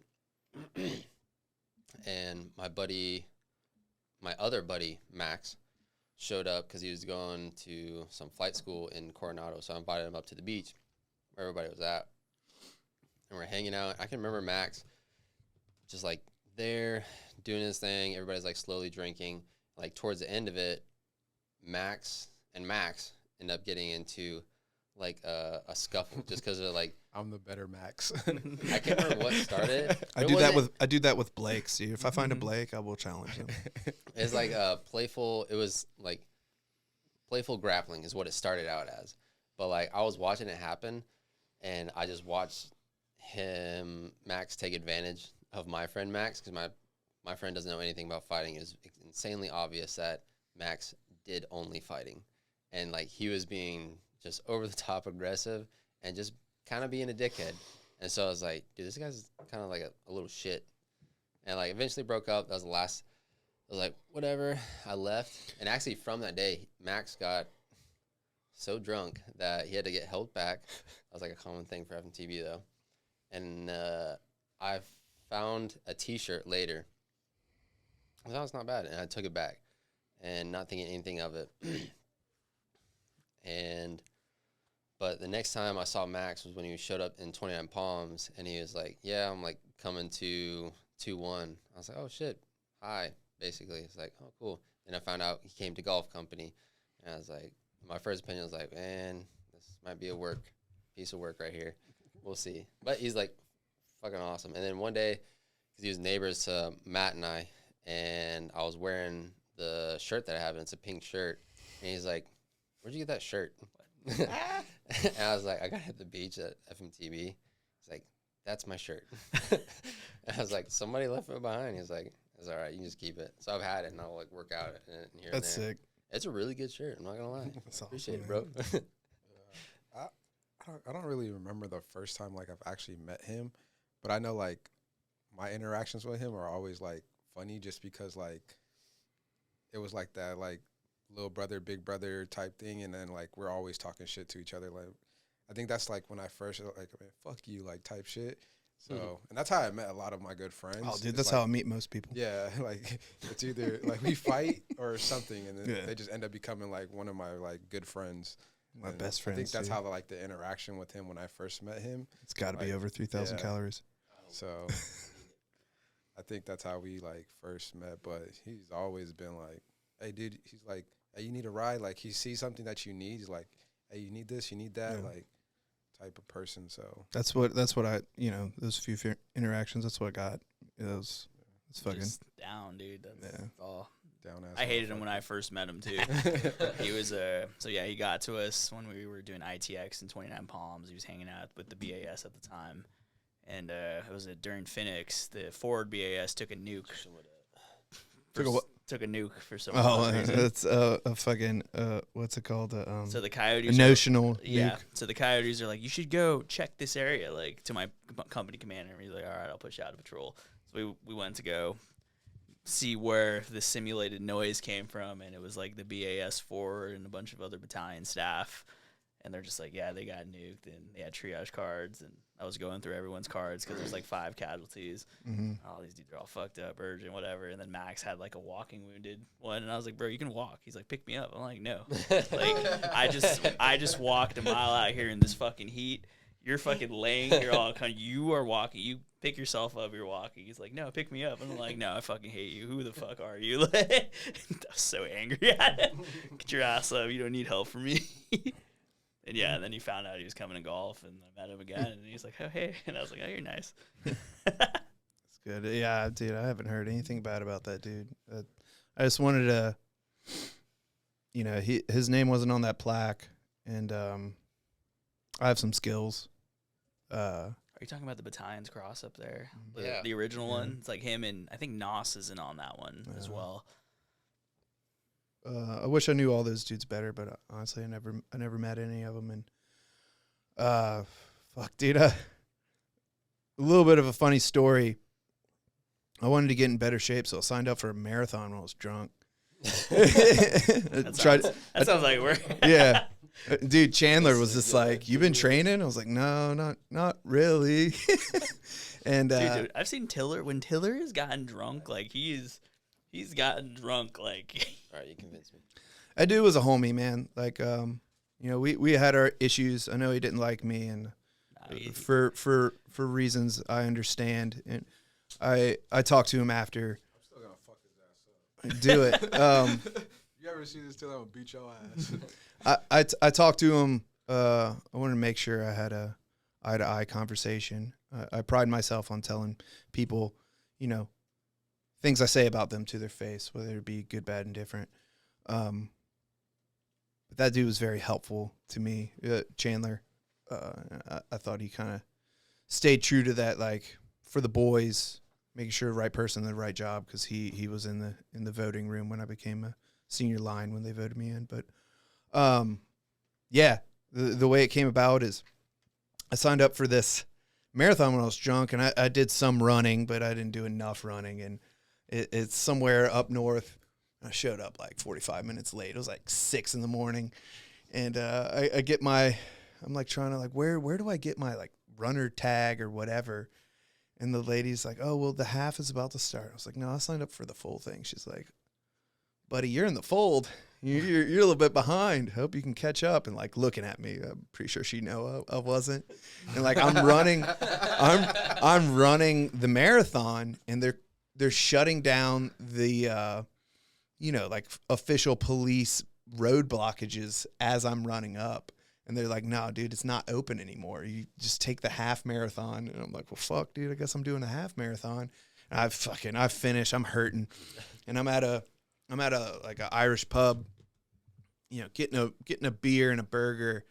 And I just get on the group chat. I'm like, yeah, what's going on with this cross? Like, who's taking lead? I need some like direction. Like I have skills. And then Ace is like, sounds like you just signed up for like the head liaison. I'm like, fuck, all right. And I'm like, how big do we want to go? What do we want to do? And there was definitely some design, conflicts of people wanted to wrap the whole thing in 550 cord. I was like, whew, I ain't got that skill. I don't know one thing about that, and want to do a lot of different stuff. And I do want to segue. I'm very thankful for you, because I think that we were talking about it, and I really wanted to help out, but for some reason, like, my mind just wasn't. Yeah. I think that was a lot of people. I just, I wanted to be like, he's taking charge. Like, I trust him, but like, I probably should help. But like, I feel like I kind of like I don't know. I didn't. Just didn't want to believe, like. I don't know. Like I just. It was making me angry, but it wasn't making me angry. But I'm very thankful you took lead and you did everything you did, because like when I finally saw like you at like 80%, I was like, this is fucking badass. Like I don't know. I just happy to do a good job, and I'm happy people are pleased with it. It was. I was definitely working some of my issues out, and I've definitely put a lot of that shit on the side, and having these 3 podcasts with Gunny Tate is like pulled some of that stuff up, and I'm thankful. Like I don't drink as much anymore, but I felt at certain times I was just like in an echo chamber of myself. Like, can someone fucking help me? Yeah. And you know, I got like wood burners, and the chaplain would always be like, I'm a wood burning expert. I'm gonna come help out, and he'd like never show the fuck up. And I'm like, God damn it, dude. And then like old poor Zuninga was like, I'll help. I just don't. I know nothing. I was like, I've made this stencil. Like, just take this thing. And I had to pull Sean Mason off because he's doing like such a ghetto ass. Like, dude, Mason, do not touch this thing again. Your lines are all over the place. He's like, I'm just trying to help. I'm like, I fucking appreciate that. That's the education of the Philippines right now. Yeah, Lavasser showed up with like a. He's from Texas. Yeah, Lavasser showed up with like PPE goggles and like some other shit, and like trying to like, oh, I have this tool. I'm like, I'm not comfortable using a router. You're by all means. And he was apprehensive.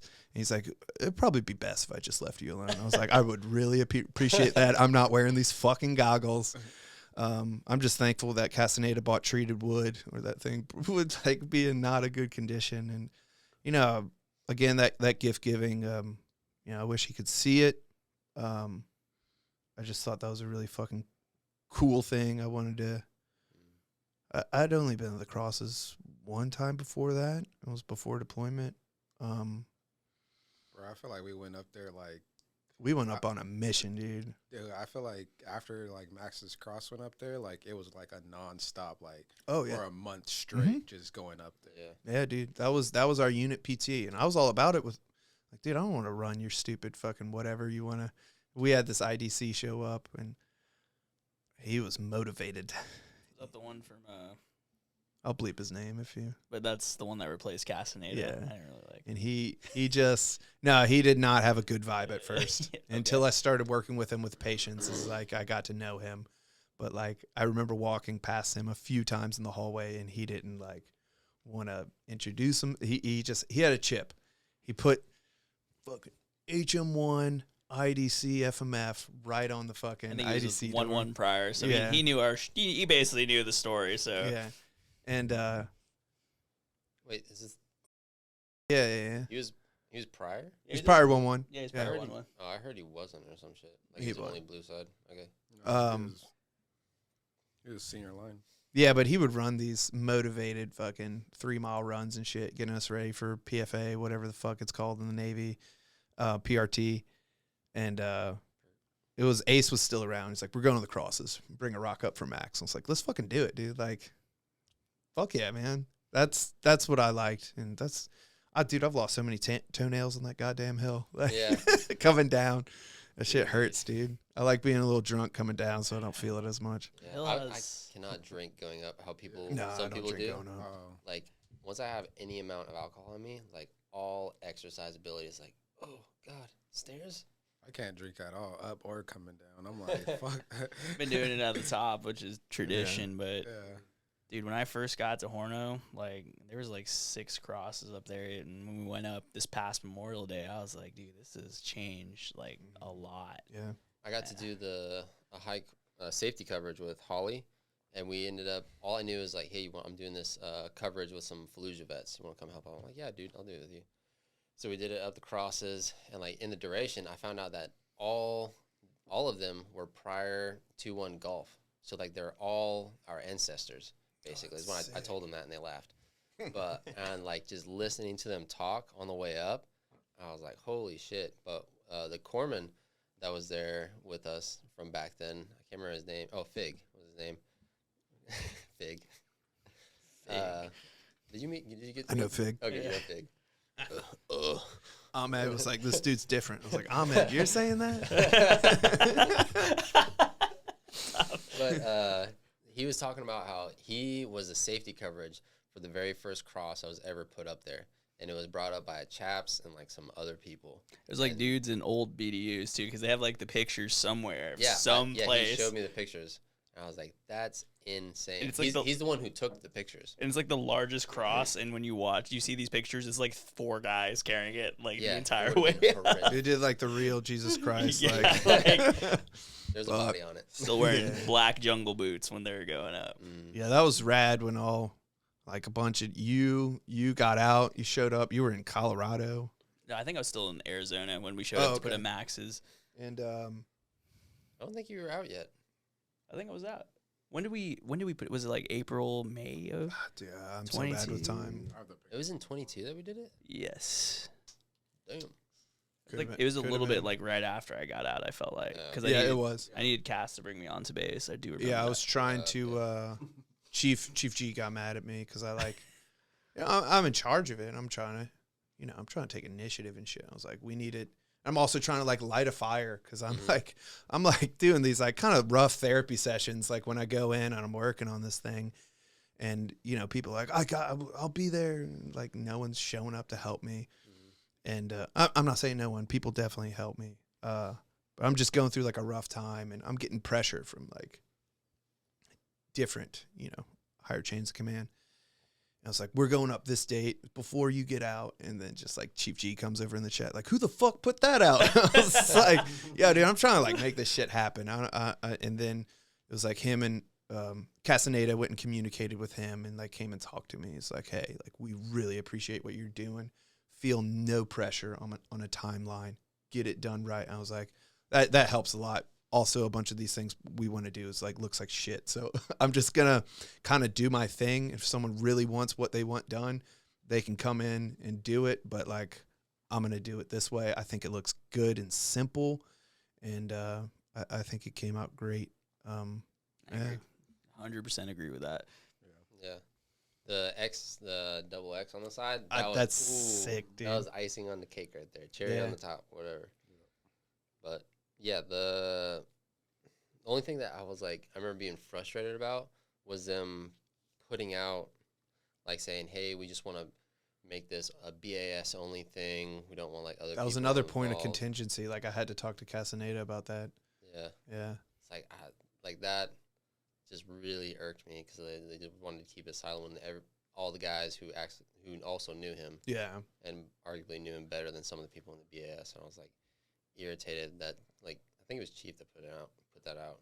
Yeah, so I talked to Castaneda about that, and he said the reason is because fucking military bullshit is like they had to do paperwork in order for like more than a certain amount of people are showing up on a military installation. And I was just like, I was like, dude, I pulled the I'm an E4, like I'll build the fucking thing, like yeah, and yeah, it was such a fucking.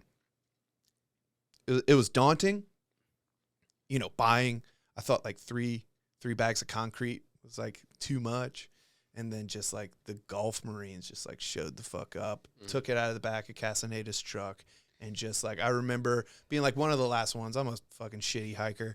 And just like looking up and like that motherfucker's just like ascending and like they had to stop him to take a picture. Yeah, and I was like, yo, this is rad, dude. Like y'all came through. It was fucking sick. I do remember that last push on that last segment. It was like one of the only times I almost fell off that bitch because we were like running up that thing. Yeah, I remember I almost threw up because we were going like such a high pace. No, we were on the way up, and that was like I remember carrying. I had to get ask. I can't remember who one of our Marines. I had to get off, and I was like.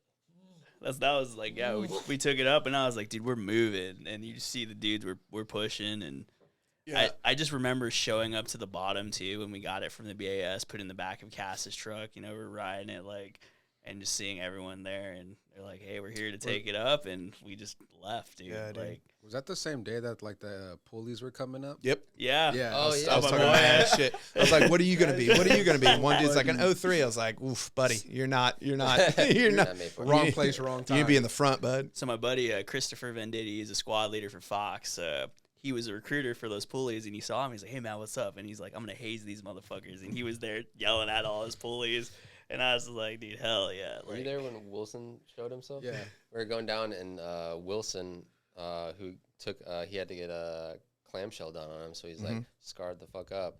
He's like, what are you trying to be? What are you trying to be? Is then like one of his like, and he just lifted his shirt, showed the giant scar. He's like, this is what you. He's like, this is what the fuck you want? He's like, this is what you have to look forward to, or he said something like that. He's like, so be ready. I was like, I think it's valuable. Yeah, 100%. It's real. I forgot what we were talking about earlier, but it brought up the fact that I went to field med in 2012, and I felt like when I went to field med, there was still the pucker factor. Oh yeah. That shit was like, they're like, our instructors like, hey, you guys could be going to Afghanistan, like, you guys need to be fucking like ready. Like this shit, like, all our instructors were combat vets. We're digging holes with our hands. They're telling us to dig fighting positions and get low.